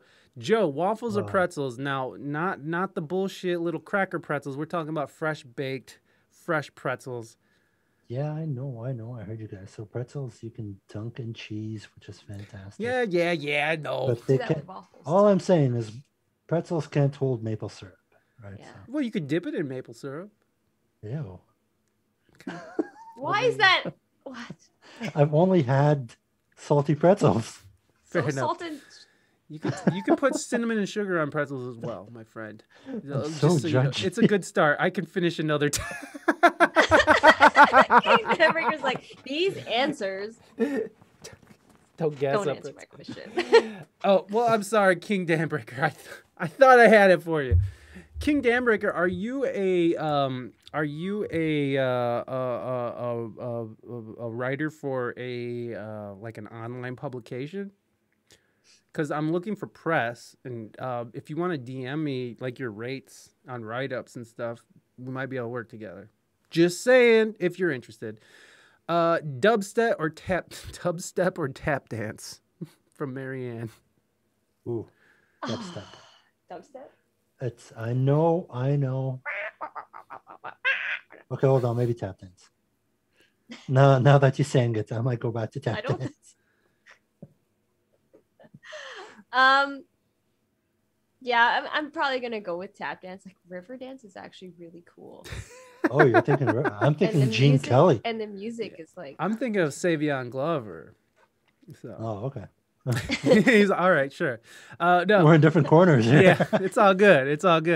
I think tap dance is mine too. Dubstep is I just never got into it. King Dambreaker, if you are interested in anything, let me know your rates, or if you're interested in doing any kind of coverage of a music podcast such as this one, let me know, and maybe we can work something out. Only if you're interested. But I have money, and I'll treat you right.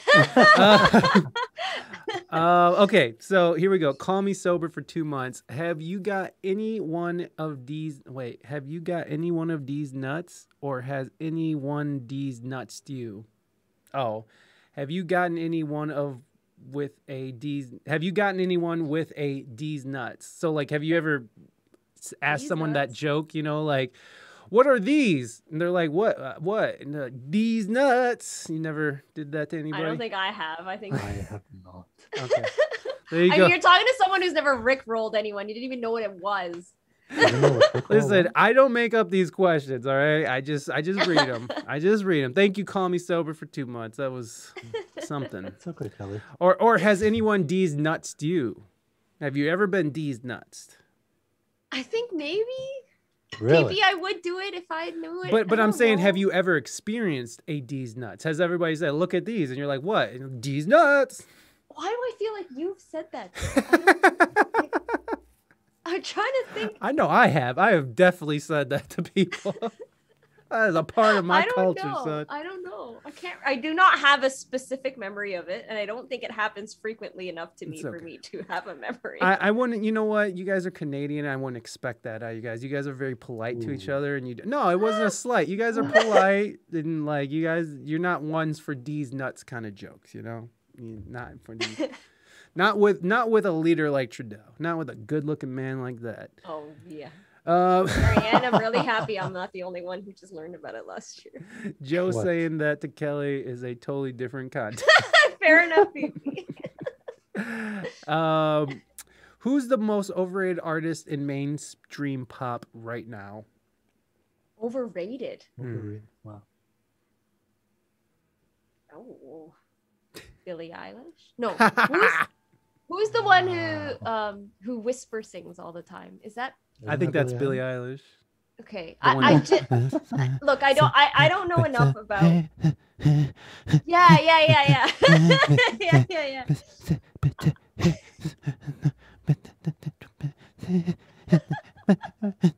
Exactly. Yeah, I like that album. I like Billie Eilish. I do. I really do. The music's really, really great. It's very, very, very catchy. There's no doubt about it. But you think they're overrated? There's just something about the whisper singing that I'm not huge on. It's fine. You're allowed. You're entitled to your opinion for now. Yeah. For now, until Trudeau says no. Trudeau. How about you, Joe? Yeah, I think there's this one girl on TikTok. I'm trying to remember what the hell her name was. But what's a TikToker? What's a TikTok? Well, she's on Instagram too, so that ages me. But is that mainstream pop? It is, because apparently she had like the most likes or some stupid shit like that. Bella Porch, that's her name. Bella Porch? I think so. Bella Porch. I think she's overrated. This is Bella Porch fan. Wait, is she like an Asian girl? I don't think she's. Maybe, I don't know. Oh. You don't even know this poor girl you're judging her. You don't even know anything about her. No, that's not God. I don't know if she's Asian or not, but if you Google her name, she's right Bella there. Thorne. Bella Thorne? Bella Porch! No. I said Bella Porch. I did say Bella Porch. No, Joe said I Bella said Porch. that. Oh, is it Bella Thorne? No. Oh. It is not. Okay. Well, this is definitely. She seems clearly not mainstream. Does she sing? Yeah. Okay. Can we keep it mainstream, Joe? Is there any way? I don't know. I don't know anything about. I don't know anything about Canadian mainstream, but can we keep it to like U.S. This girl. I can't see that, Joe. Just put that up. That girl. No. That's not a girl. That's changed. just words. That's his private email. Oh, that's definitely not the girl I saw. So how do you spell her last name? There, Scat has it. Porch. Oh, I see. We're gonna go and judge her ourselves. I want you guys to know this. Joe's mainstream, okay? What? P-O. She's all over Instagram. The question is mainstream, and Joe's going, underground TikTok. Look, hold up. She's the best TikToker ever. There was a song on Sirius. I heard it. In Paris, the past few days, I've been eating a lot of good food. Oh, shut up. No one cares about food. This is a commercial? Okay. I just want to hear her like live or something. We have to judge live because it's not the same. So here's her. Here's Bella, everybody. Just in case you're wondering, let's hear what I'm just going to copy and paste since I suck at typing. And then we'll go into YouTube and just see if we can find something live and get DCMA'd. Let's see if we can do that. Live. She don't do live. Is it that you don't like the song, Joe? Or like? Why do you hate her so much, Joe? It's the same reason why Kelly doesn't like Billie Eilish. Oh, the whisper singing? Oh, here we go. Yo, what's good, Tristans? And Trist fam, of course. I would never. Today's video. So he's gonna judge her singing. Ew. The singing. Look, I singing though. Okay, no. Okay, actually. Just let me see. All right. When the raindrops Higher key. Let's go. Down from the sky, the day you left me, an angel cried. Oh, oh my God, I love that little line. This is really good. Yeah. God, Joe, why are you beating up on this little girl? Like, she's really good. Jeez, Joe. I'm not beating up on it. I'm pretty sure Billie Eilish can sing that too. Right? But all she publishes is whispers. Okay, well, there you go, folks. This is Joe's. Joe is gonna punch down on this little girl, and that's fine. That's okay, you know. He's a grown man. That's okay. He can do that. It's his right as a Canadian person. Okay, let's move on to the next question because we have a bunch of questions here. Oh, this is from Skittle Farts, and I'm sorry that this is an hour later, everybody, but, you know, in a simple, small act, how do you think people in chat can make a small ripple of change towards social justice in the next week, perhaps? It's a good question. It's a big question. Yeah, Kelly's face was just like, how do we do this? Welcome to Joe's Punch Down. Joe's Punch Down party, baby. Build a bitch. That's little. Sorry, go ahead. No, oh no, I was just reading chat, please. Skittle asked that, yes. What are the little things that someone can do in chat to affect change? How do you think people in chat can make a small ripple of change towards social justice in the next week, perhaps? I can start. Be nice to people. If someone maybe online is saying something you don't agree with, and you want to engage, maybe start with like commonalities instead of being like, this is why you're wrong and I hate you or you're a piece of shit. We could start with that because I think the biggest thing right now is like trying to make connections with people because of the division that's all around our country. I don't know. Is a lot of people divided in Canada right now? Especially over like vaccines and masks and stuff. Yeah, So there's a lot of division. So, you know, maybe go in with an empathetic heart. That's what I would say. Go out with an apathetic heart. Maybe that is a start in a small step, is a small ripple towards social justice, because there's no justice when people are just screaming at each other and nothing's getting done. All that's happening right now is that we're getting taken advantage of by fighting each other by powers that be. That's all that's happening right now. It's like, as we fight each other, they're putting policies into place that are going to ruin our children's future and all this crazy shit. So I think the thing that we need to choose is to not fight each other, but go after the people who are actually trying to oppress us. And I know there's people who are trying to oppress other people. There's no doubt. But I think just going out with an empathetic heart and being open to other people's ideas is one small way you can go out there and you know, make a difference, because adding to the division is not doing anything for anybody's movement. No one's getting anywhere, really. I mean, if you look at it, how far have people gotten? The BLM movement, how far has that gotten since last year? In fact, BLM is protesting vaccines right now in New York City. So, you know, how far has that gotten? I'm not trying to disparage BLM or any movement, but I am saying, think about what's happened in this last year and how much has really changed. And that should inform you on how much this division is doing for any of us. And eat more poutine. But please, I would love to hear your well, I think, yeah, it's interesting because the last part of what you said is kind of, I think the reason why I have such difficulty answering the question is I think I have a very negative, jaded is probably a good word, outlook on what it takes to actually make change. And so to make something like that happen. And so, although for sure a large number of small acts can make a big difference, it's very hard for me to sort of conceptualize a situation where someone can say something in chat that would actually start to make it, especially for social justice. I mean, for sure, if you're talking about an individual streamer and you want to make something, you want to make their day better, there are so many things that you could do. But in terms of actually being able to affect social change through someone saying something in chat, eating poutine, is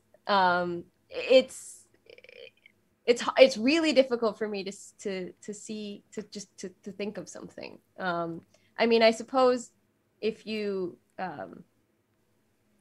make sure that in terms of picking who you want to watch, maybe in certain ways to amplify certain voices potentially is something. But I cannot come up with an answer for the life of me. Come up with an answer to that question. Skittles, Scout. How dare you, Skittles? Did this to it? How dare?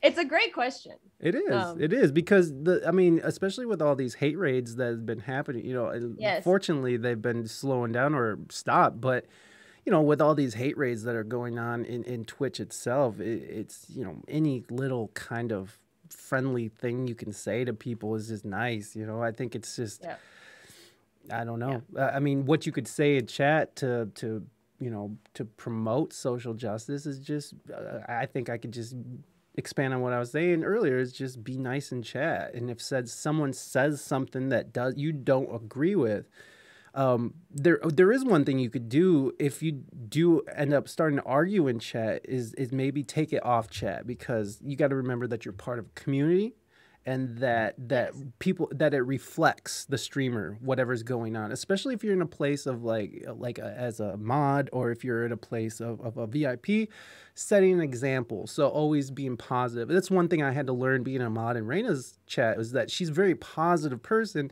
and I can be very just pessimistic. And so I've had to really readjust how I communicate on him.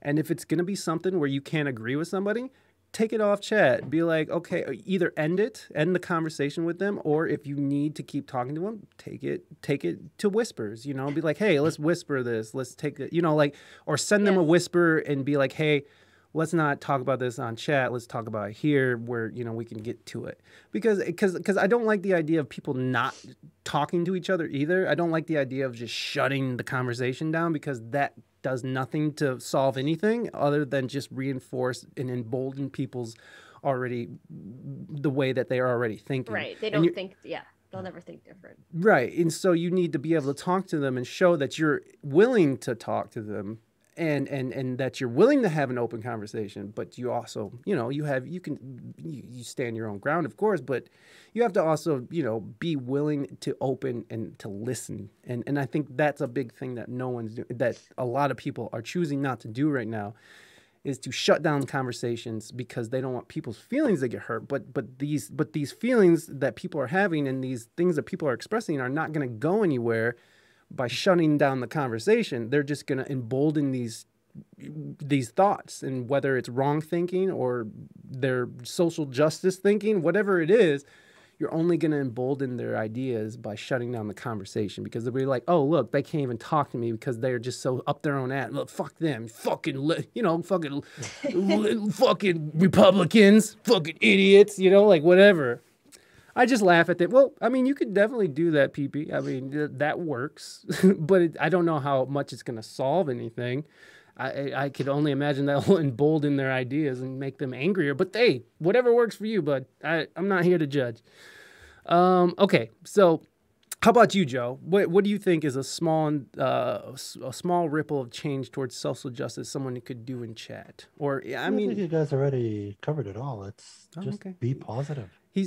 Right? You're just gonna piggyback off of our answers. Okay. Well, no, I'm cool. just gonna Cool, Joe. Look, you like punching down on little girls and hold up. So I googled her age because I was gonna say she's not a little girl, but she's 24, so yeah, that's pretty young. So she younger than you, Joe? She is. Okay. So you guys are being reactive. I'm being proactive by saying be positive. I'm not waiting for shit to come to me to be like, look, I'm gonna resolve this. Just be positive.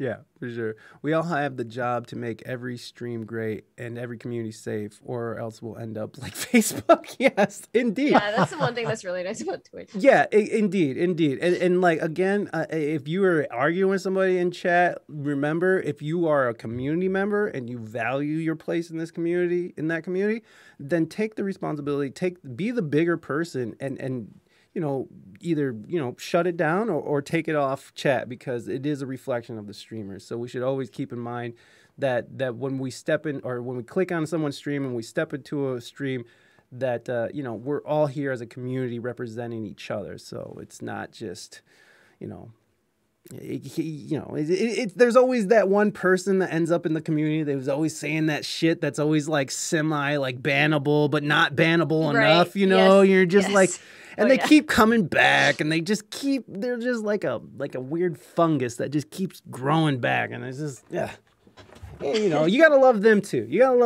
Because they just want attention too. We gotta also remember that the internet there's a lot of lonely people on the internet, and so we also gotta remember that, you know, some people are just lonely and just need attention, and they need it so bad that they'll fucking go in and be a troll. Sometimes, yes, I mean, I've never understood the troll, like the real trolling situation. Like, I've never understood. Not the humorous stuff.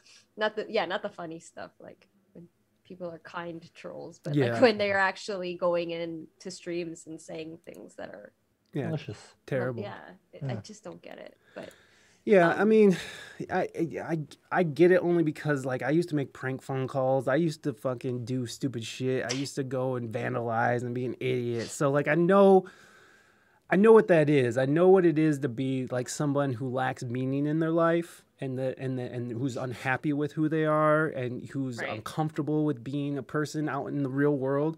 I know what that's like. I know what it feels to be fucking, you know, kind of an outcast of society, and you feel like you got to make a mark on it. And I get it, man. I get it. But, you know, we're all responsible to better ourselves every day, I think. You know, I don't think it's anyone else's responsibility but our own to better ourselves. And it's like every day you should be better than the day you were before. And I think that's what we should be telling people, and not giving people fucking participation trophies. Anyway. I think, How dare you, Cartagena? I don't know. What were you going to say? I'm sorry. I don't know if Skittles is still around, but I think specifically to Skittles, because I know Skittles and I've seen Skittles in other chats. I think that what she does bring quite a bit of positivity into people's chats. Yeah. And I know, you know, at the opportunity to bring light to certain social things, important social issues, or things like that. I know that, you know, Skittles will take that opportunity to bring that to light and to say important things in chat. So whatever you're doing, Skittles, is the answer to your question. Oh, turn it around on him. Turn it around on him. Yeah, absolutely. Absolutely. I mean, that's... Yeah, just be good. Just be nice, people. Let's just try to be nice and be understanding. Oh, Pee-Pee, you got me again. Have you ever thought about quitting music? And this is from Cartagena. Oh, yes. Oh, yes. Why? Not now, but I did. Yeah. So yeah. ¿Por qué? I think it was just because of all that toxicity that was attached to it. And then I just got, it was like, I'm not going to do this anymore. And then I went to law school and I just didn't have time. But it wasn't really the time. It was the, like, because I could have made time. I just stopped. I wasn't enjoying it. You did take your guitar with you. I did, but I was just like once in a while. That's sad, man. I can't stand it when like one person can kind of do that to somebody. I mean, it's incredible.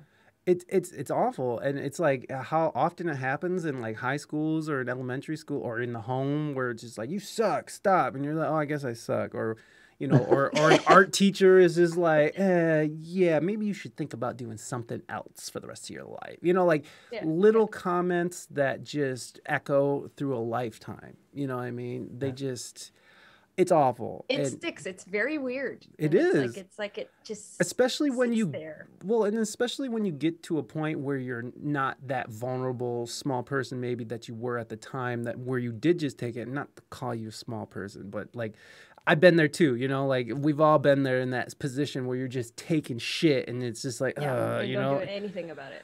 Yeah, and you know, like, oh shit, I forgot what I was gonna say. Oh well, who cares? So, whatever. That is true, PP. I'm very small. Yeah, you are tiny, but yeah, people who fucking shit on people's dreams because of their own failures is just garbage to me.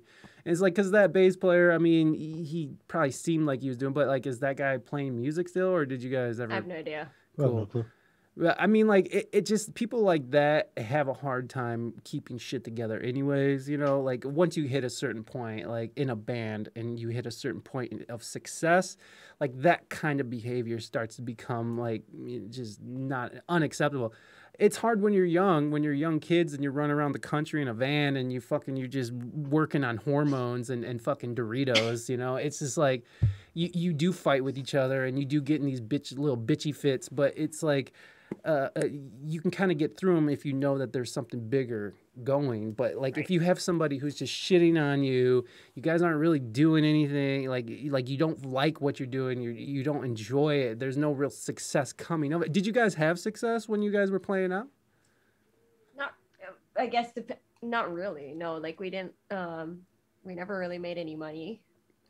We made enough to buy a printer. Hey, to buy a printer one time. So you could print out flyers. CDs. CDs, which we never did. Nice. We didn't engage in marketing properly. And it just, it was just one of those. That's exactly it. Yeah. It was just a really toxic place to be, and then there was no like substantial success to keep it moving. Justify. Because you could deal with so much shit if you're making good money, but if you're not making any money and you're not making anything beautiful, if you're not making, you know, beautiful art and you're just sitting there eating shit, you're just like, nah. Thank you, but no thanks. yeah, for sure. And here's the thing: once people get to that certain level of professionalism, the people who are like your toxic bass friend, they don't last. Like, playing in professional circles, you don't last if you're fucking not showing up on time, you're talking shit to other people, you're not a team player, you show up fucking whenever you feel like, you show up with the songs half learned, or you're making mistakes. Like, no, in professional settings, that shit doesn't work. No, you're good. What were you mentioning? What happened? He used to do that shit too, just like half learning a song because he's just so good and didn't. It was right. That's not worth it. That's the thing. Like, they're usually not good. They're usually, the players who act like that are usually players who aren't good. And if you are good and you act like that, then you're just an asshole and usually don't. You can still get work, but it's usually very few and far between. I mean, the way it's working now, it's like there's no room for dicks. I mean, obviously there's still assholes out there who play music because they think they're the best, and they are. You know, they are. Some of them are the amazing musicians who have big egos who don't give a fuck. But for the most part, when you talk to these like background players and shit, they are all humble people who are just very grateful for what they have and the success they have, and they worked really hard to get there. And somebody who half-asses it and only has judgment and criticism, they aren't doing shit. Can I help you, Saucy? Oh, Angel. That's very kind. What's going on, bud? Why are you in here? My son just crawled in here like I wasn't gonna see him. So it was after dealing with that toxic asshole that you were like, How about you, Joe? Is that the same? Are you in the same bag? No. I always played music casually. Oh, right. So I never. I see. I see. Yeah, we're gonna get there. I see, Reina. Okay, thank you, Reina, for letting me know. For anyone who is a dick, there is an asshole, and that's all I'm saying. Thank you, King Danbreaker. I appreciate that. That was from Cartagena. How does it feel knowing so many of us enjoy covering your music? Aw, that's from Anthill. Kelly loves it. That is, yeah, it is like the highest compliment that somebody would listen to a song and say, I want to learn how to play that. It's like it's an incredible feeling. And anytime I sorry, freaking allergies. Anytime You're great. You're doing great. somebody does it, learns it and plays it, and like it's like your heart goes up to here. It's so it's such a wonderful feeling. So I can't put that into words how nice it is to know that people don't just want to listen to it, but they want to actually play it too. It's amazing. Yeah. How about you, Joe? How do you feel when people are covering music that you helped write? Oh, I actually really like it. Except half the time I'm already playing drum beats played by other people. No, I actually really like it. I like it. It is what it is. Like it's so again, like the community is very nice, and when you start hearing your music on other channels, it's rewarding. Right? Yeah. It's like, okay, cool, we're doing something right. Yeah. Right? Yeah. And you don't always get that playing live gigs. Yeah. Oh, right? God. Oh, no, you're you talking don't. about like Twitch versus live. Right? What a freaking difference, huh? Yeah. What a weird and strange. Have you guys played any gigs since the pandemic and Twitch? Have you done any IRL? No. You're like, fuck that shit.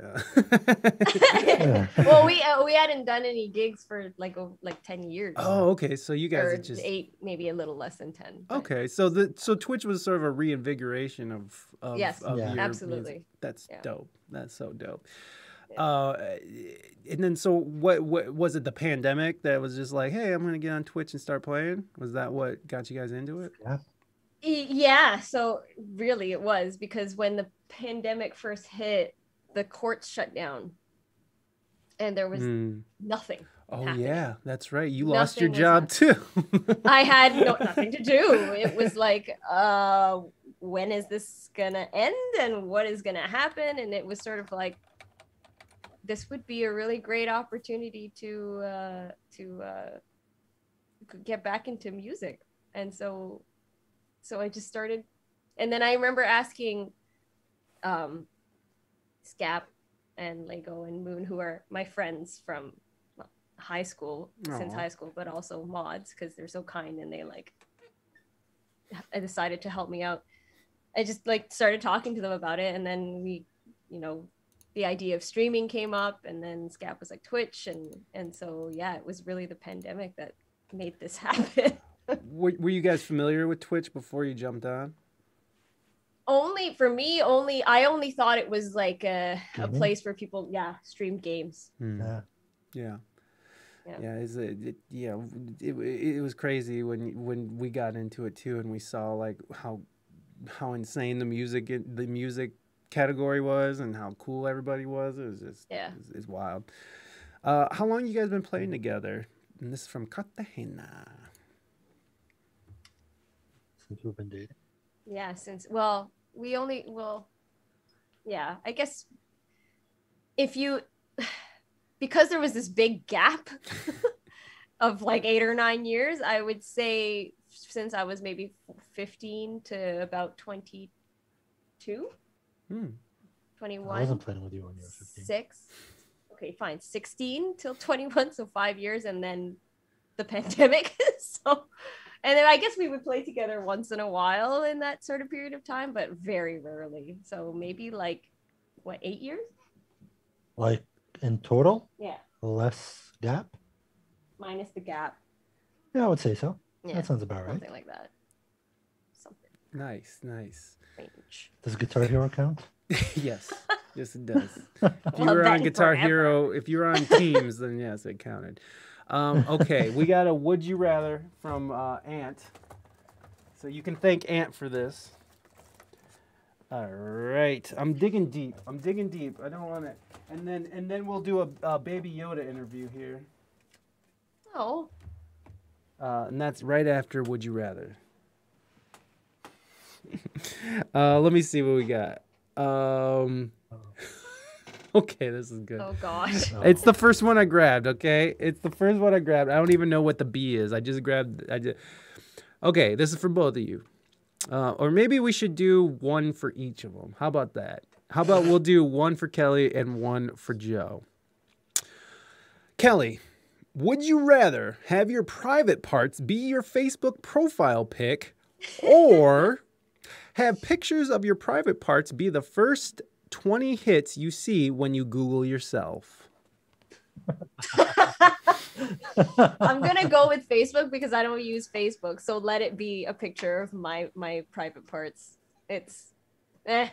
Right. I don't care. Not that I want it to happen, but if I had to choose. You heard it here, folks. You heard it here first. Kelly wants her private parts on Facebook. Okay, Joe, this is your turn. Topic. Let me get your card. I'm gonna get you your own card. I don't know if I like that one yet. Okay. Okay, here we go. Joe, would you rather go to heaven but the food sucks, or go to hell but the food is amazing? What do I do when I'm not eating? I don't know. Burn. Yeah, you just burn when you're not eating amazing food. So, well, that's a toughie.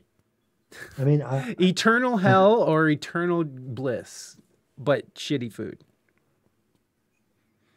Hell, 100%. How's that heaven? Yeah, I think I would go with heaven too. How about you, Kelly? I just want to know. Hell with good food or heaven with meh food or bad food? The food's not that great. It's just okay. Yeah, I think I'm gonna have to go with heaven because I imagine if hell is supposed to be what hell is, then it should be pretty damn. Wait, can I be eating nonstop? Yeah, probably. You're dead. So Joe's breaking the system. So it's just he's like, I'll just continuously eat delicious food for the rest of your life for all of eternity. For all of eternity. But that's a hell of its own, right? Because all the decadence. Yeah, Homer and the donuts. But Homer never got sick. That was the best part. Homer never got sick of the. No more. More. And the devil and the dude was like, I've been giving him all day. He won't stop. Oh, I love Homer. I love Valhalla. Okay, that was some good ones there. All right, let's get our Baby Yoda interview on. Baby Yoda, are you there? Yes. Baby Yoda. Yes. Maybe come a little closer to the mic on this side over here. Baby Yoda. Yes. Hold on. He's gone. Should we start a riot?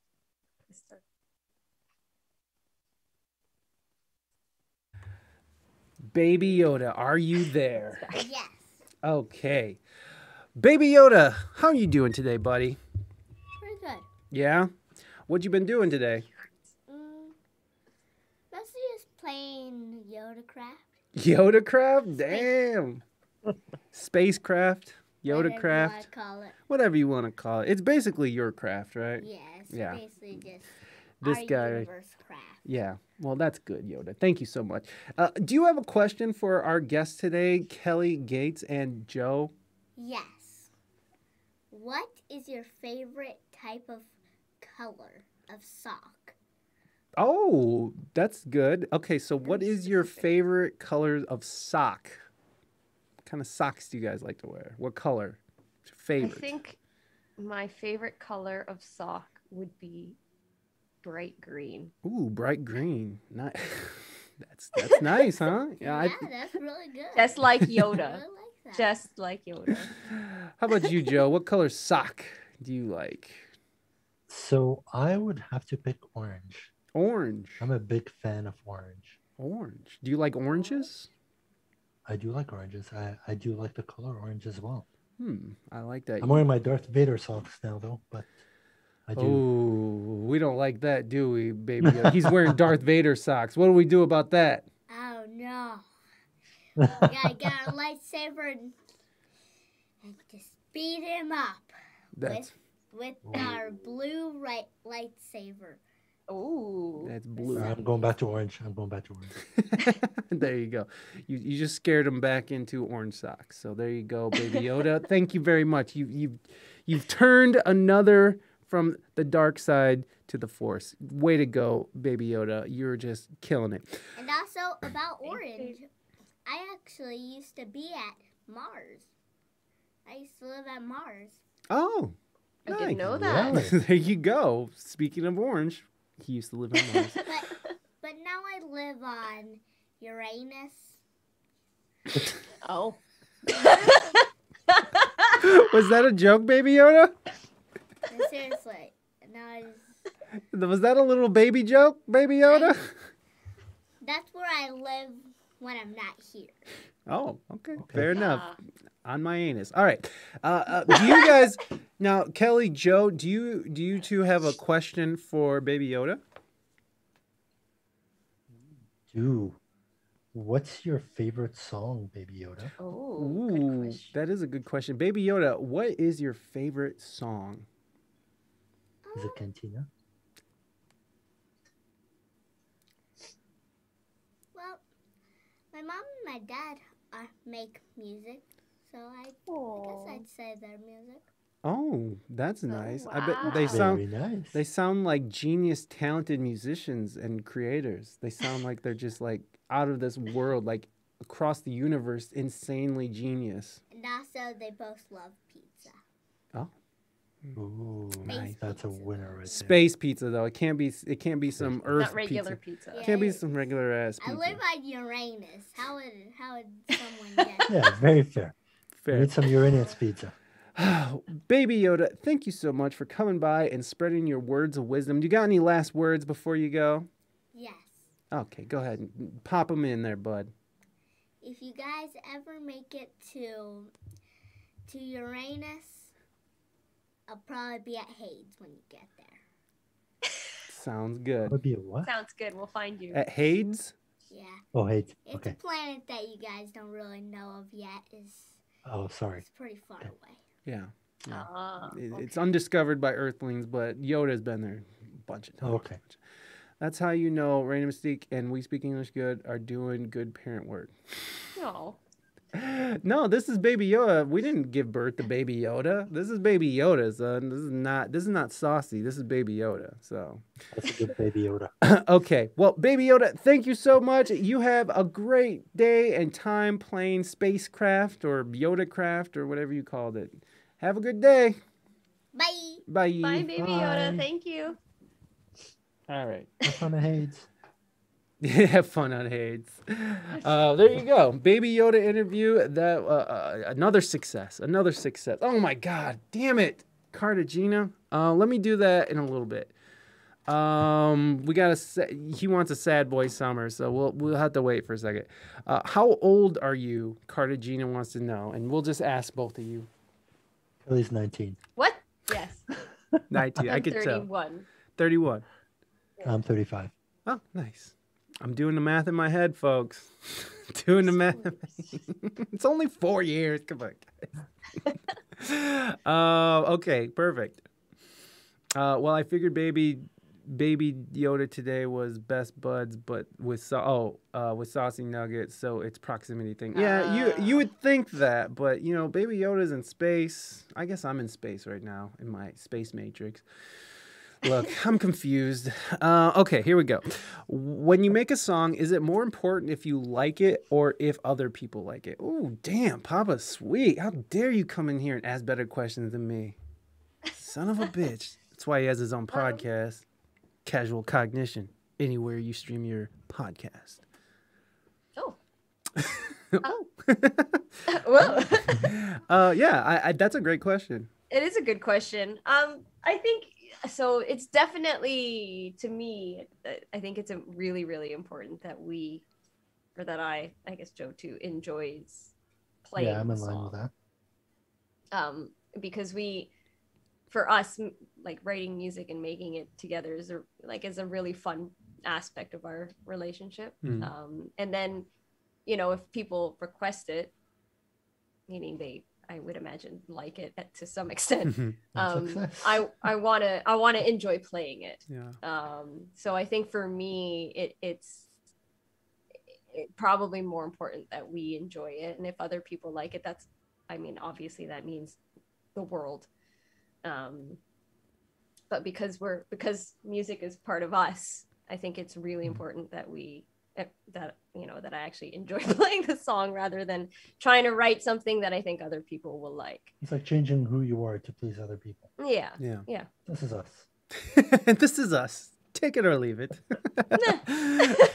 It is what it is what it is. No, that's a great answer, because there are artists out there who might find, like, success on whatever level, whether it's like regional or internet success or TikTok or, massive success on a mainstream stage.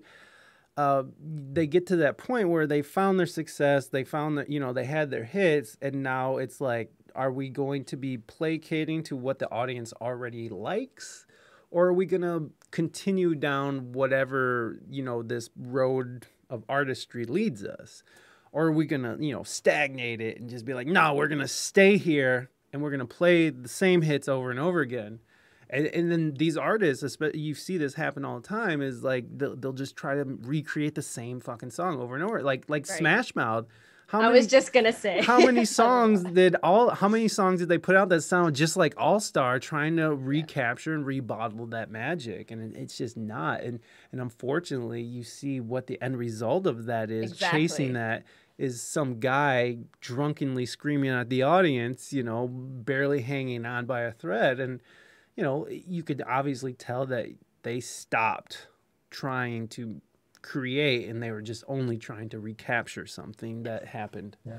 And that's sad. And I feel like you have to, as a human being, as an artist, and as someone who does art, I feel like you definitely have this intimate relationship where, as your art grows or as you grow as a human being, they should be growing together as well. And like, I just feel like when one stops, it affects the other. And I just think that's just sort of the duality of an artist, is like you got to find some weird balance. And it always surprises me when all these people who lead these like insanely chaotic lives, like Charles Bukowski found success after 50 years of writing about how drunk he is, but in his 60s he was able to drive around in a Mercedes, but that's a long time to just be, it's a long time to just be yourself and try to make it as yourself when it's not working. I mean, the tenacity, I'm scared of ABBA coming back. Me too. Dancing Queen. That's like my go-to karaoke song. Oh. Love it. I've always felt turned down like $1 billion contract to tour. Who? ABBA. They might have. I mean, I always give it up. Amount of money.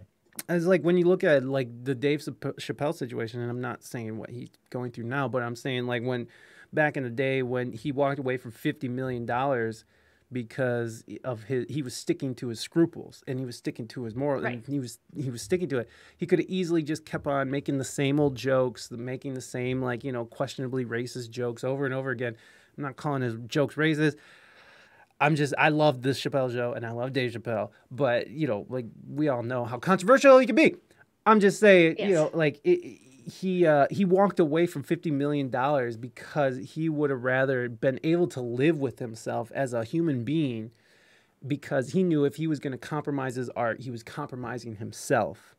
And going forward, that's a hard thing to swallow, So, he kept his integrity, and that's a lot of what's missing everywhere. But, anyways, great question, great answers. Let's see. We got another Anthill with his would you rathers. Anthill. Oh, Dave. All right, we have. So here's what we got. Here's what we got, guys. It's getting late, and I know I told you guys 2 hours, and we're going to Integrity Farms, exactly. But do you guys feel up to playing a song? Do you guys feel up to it, or would you rather just end it and call it a day?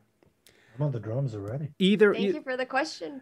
Either way, I have to perform too. So maybe it's up to Joe. I'll let Joe decide. I will leave it up to you. Okay. Who are you talking to, Joe? Up to you. Oh. You speak English good, you tell me. Okay, here we go. Kelly, would you rather have sex while wearing a parka when it's 100 degrees out, or would you rather have sex in an igloo during a snowstorm at -10? And I'm guessing they're going by Fahrenheit. I don't know what that is in Celsius. Celsius. Or wait a second, is that Celsius and not Fahrenheit? Is Fahrenheit you guys and Celsius is us? No, We're Celsius. You guys are Celsius and I'm Fahrenheit. Yeah. Okay, yeah. So that's a Fahrenheit. Or, yeah, Fahrenheit. So I don't know what that is in Celsius, but very cold. I'm going to go with cold. You'd rather be cold than hot. Yeah, because She's being Canadian. Canadian. Being too hot makes me not want to do anything. Parka all day sounds, but why is Kelly getting all the sex questions? I'm just picking random here, okay? You know, you want me to find a sex one for Joe? We'll find a sex one for That's Joe. a sex bucket right there. Hold No on, I'm question. finding the sexy one for Joe. Okay, here we go. Joe, would you rather have a porn? Oh, Papa Sweet, thank you so much for those 100 biddies. I appreciate you, my friend. Joe, would you rather have a porn parody made of your life, or have a movie made of your life starring the crappiest Baldwin brother? Well, I guess that wasn't that sexy. Mike is flirty. No, I am not. I'm happily married. I prefer the porn. Yeah? Joe wants the porn. Yeah. You see the look on his face? He Yeah, there he does. Yeah, he does. Yeah, Parody he of my life in does. porn? Yeah. Why is that fucking hot tub there? Get out of there, hot tub. Anyways, that was great. That was great answers. I would Okay. definitely take the porn. Definitely take the porn, yeah. The excitement. I would Oh, yeah, frame it, porn, put it on baby. the wall. Every time somebody walks in, I'd have a story. I was like, hey, I've seen the Joe's just parody of gonna my play life. it for all the guests. You know what?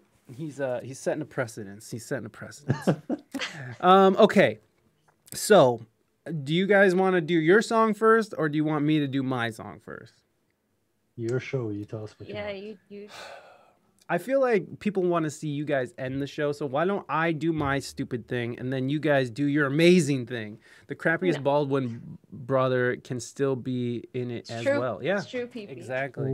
Be the star. It could be the best of both worlds, everyone. All right. I'm not sure I'm going to frame that one. Though. All right. I will do my crappy performance, and then these guys will do their awesome performance. And this is for Cartagena. Damn you, Cartagena. But here we go. It's been a sad summer, folks. Very sad indeed.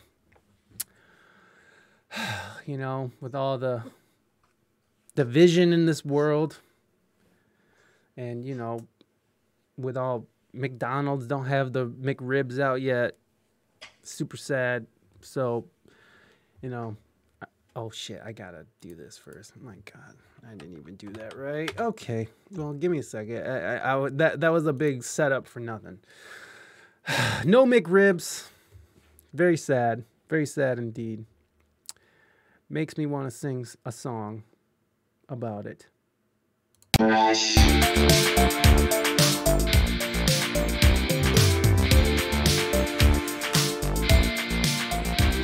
My girlfriend just broke up with me on TikTok, and I broke my croc strap.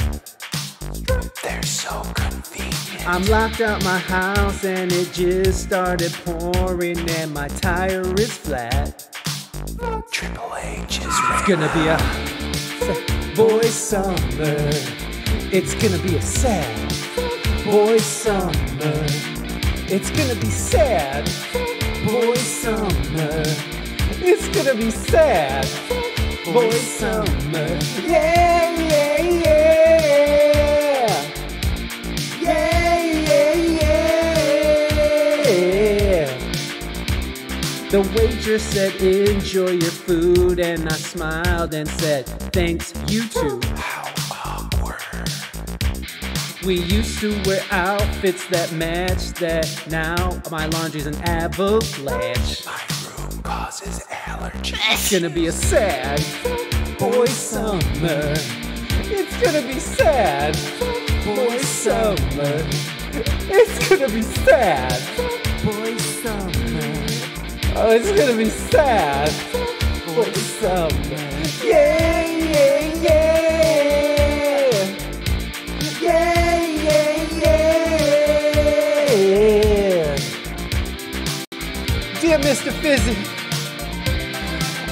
fresh pair of Grundies. Dear Mr. Fizzy, I need a fresh pair of Grundies. I'm so sad I pissed myself. I need some Grundies. Oh, it's gonna be sad. Boy summer. It's gonna be sad. Boy summer. It's gonna be sad. Boy summer. It's gonna be so sad. Boy summer. Yeah, yeah, yeah. It's gonna be sad.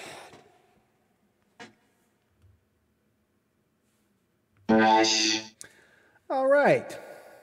There you go, Cartagena. Thank you for spending those points on that. Okay, guys. So let's all turn our attention to today's guests, Joe and Kelly Gates. Is it Joe Gates? No. Did he take on your last name? Okay, I'm sorry. Okay, Mighty, thank you for those 200 biddies. All right, I'm Joe Gates.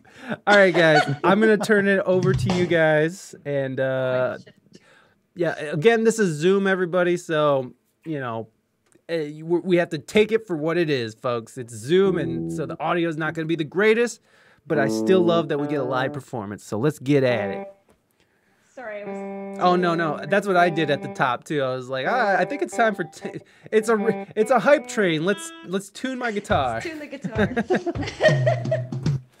All right. Okay. What Can you hear distortion? Yeah. Is this distorted? Oh yes, indeed it is. Okay. Because one time we did this and it absolutely was not, and it was pretty funny. You might have to, but that your guitar was pretty loud, so maybe your vocals might need to come up. But I don't know. It might be just the Zoom thing. So it might just be, yeah. It might just be that I'm not. Yeah. Singing. You can yell. I know Angel. Okay, Joe, what do you want to play? I told you. Streets Burn? Okay, so let's do this song. Oh yeah. Sorry. Okay, here we go. It's true. Can you hear the drums?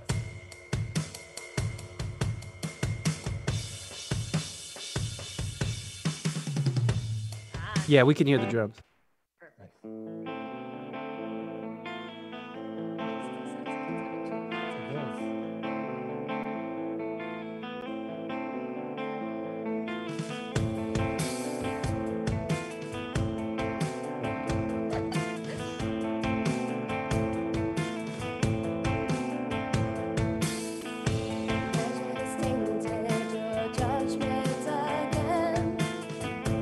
You acted on color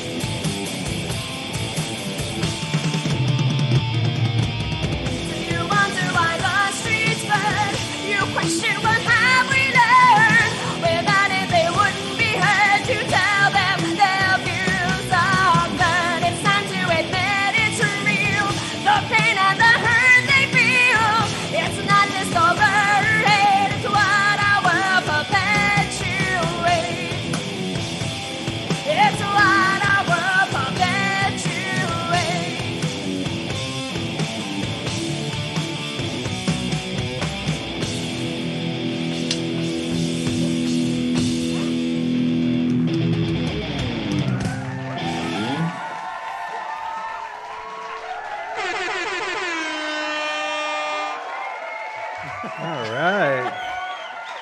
That was awesome. Oh, they're going nuts. They're going nuts for you.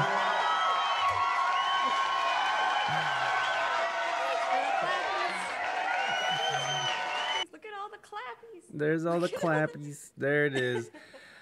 My God, that was so awesome. Thank you guys so much for that. That was great. And that's your latest single, right? It's no. Oh, I'm sorry.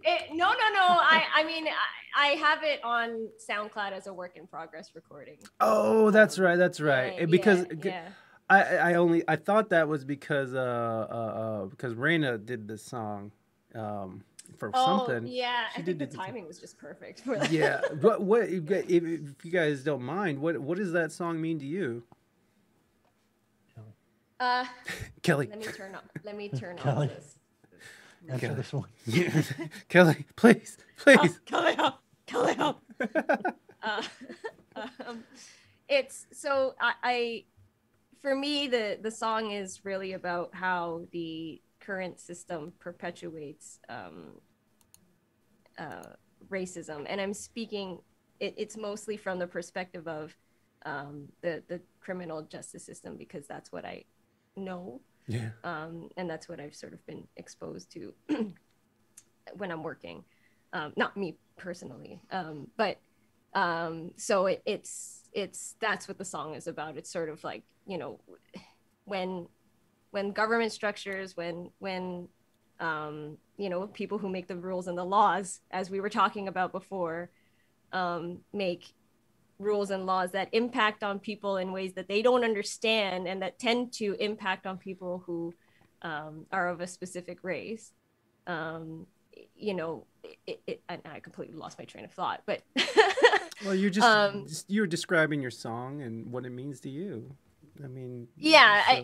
it's basically a call out of like, you know, you have to realize at this point in time that what is happening, you can't deny it anymore. This is happening, and the rules you're making are causing these problems. And we've seen way too much of the same sort of people making decisions, important decisions. We see too much of the same rules being put into place that are impacting on Black people in a way that is harmful.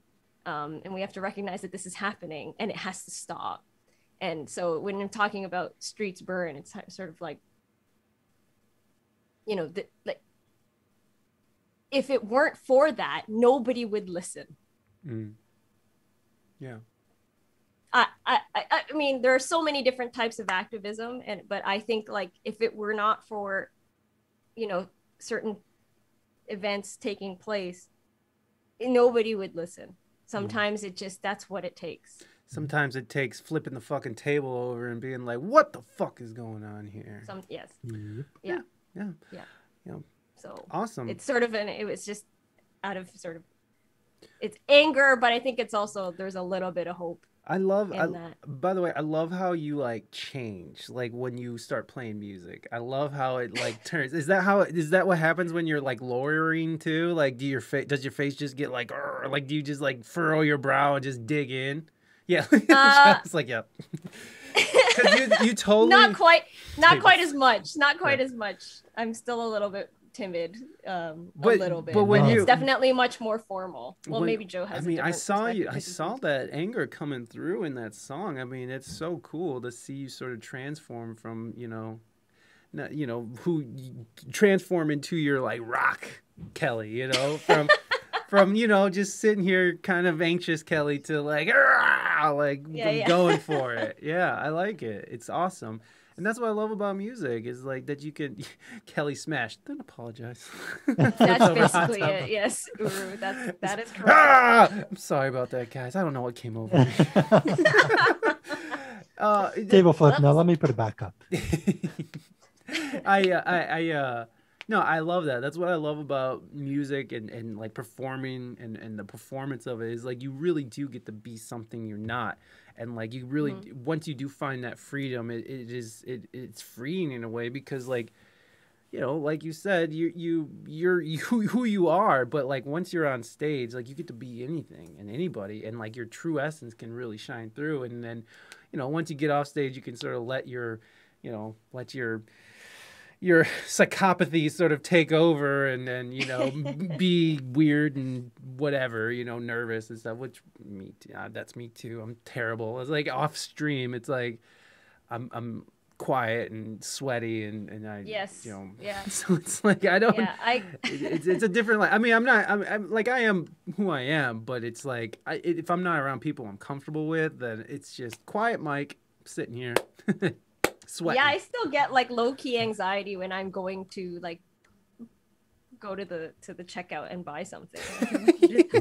What are they gonna ask me? Am I gonna say something stupid? Oh my god! Like, still, if there's a self checkout, I'm using the self checkout because I get some like a little bit of anxiety. It's like I gotta interact with somebody. I feel that, dude. At the gym, I'm always just like, I hope no one's there, so when I walk by, there's not some weird time where I have to say hi or goodbye or something, because there's always this weird moment where like I'm walking out or walking in, and like I gotta say hi, and sometimes they don't say hi, and it's, I don't know. I won't go to my car. Like, I will not walk back out to my car if I forget something. Like today, I forgot my water in the car, and because I didn't want to face that person again and say hi, forgot my water bottle. You know, I had to do this. Yeah, I just was thirsty. I just drank out of the water fountain. Yep. Like a plebe. Rip water bottle. Too bad. And it sucked at work, so I couldn't tune in much. No worries, Leon. I appreciate you being here. That's Jesse, you know I love you. Yosef, check out for the win. Yeah. Being an artist is dope. Peace. We speak English good. Yeah, for sure, man. Culture Chronicles. Are you a streamer? Is that your people? Is Culture Chronicles your fam? Kelly? Are you sorry? Yeah. No. Culture Chronicles? Oh. I don't remember Culture Chronicles. Maybe you're in here before. At least I don't remember, and I apologize. Yeah, I apologize too if I don't Yeah. if I don't remember Culture Chronicles. Are you a streamer? Oh, you look like you stream. What do you stream? Looks like, oh, DJ Selector Roots. Hell yeah. Hell yeah. I like me some fucking Roots reggae. Come with it. All right, guys. Well, I appreciate you guys performing a song. I appreciate you guys coming on the show. Is there anything you want to say, promote, or talk about before we go? I think I'm good. I don't know. Do you have anything to say? No. Thank you. Thank you very much. Yeah. Oh, of course. You guys are awesome. Sorry I was late. Oh, dude, no, it's totally fine. And Kelly already told me. I was like, dude, you can come in. He can come in whenever.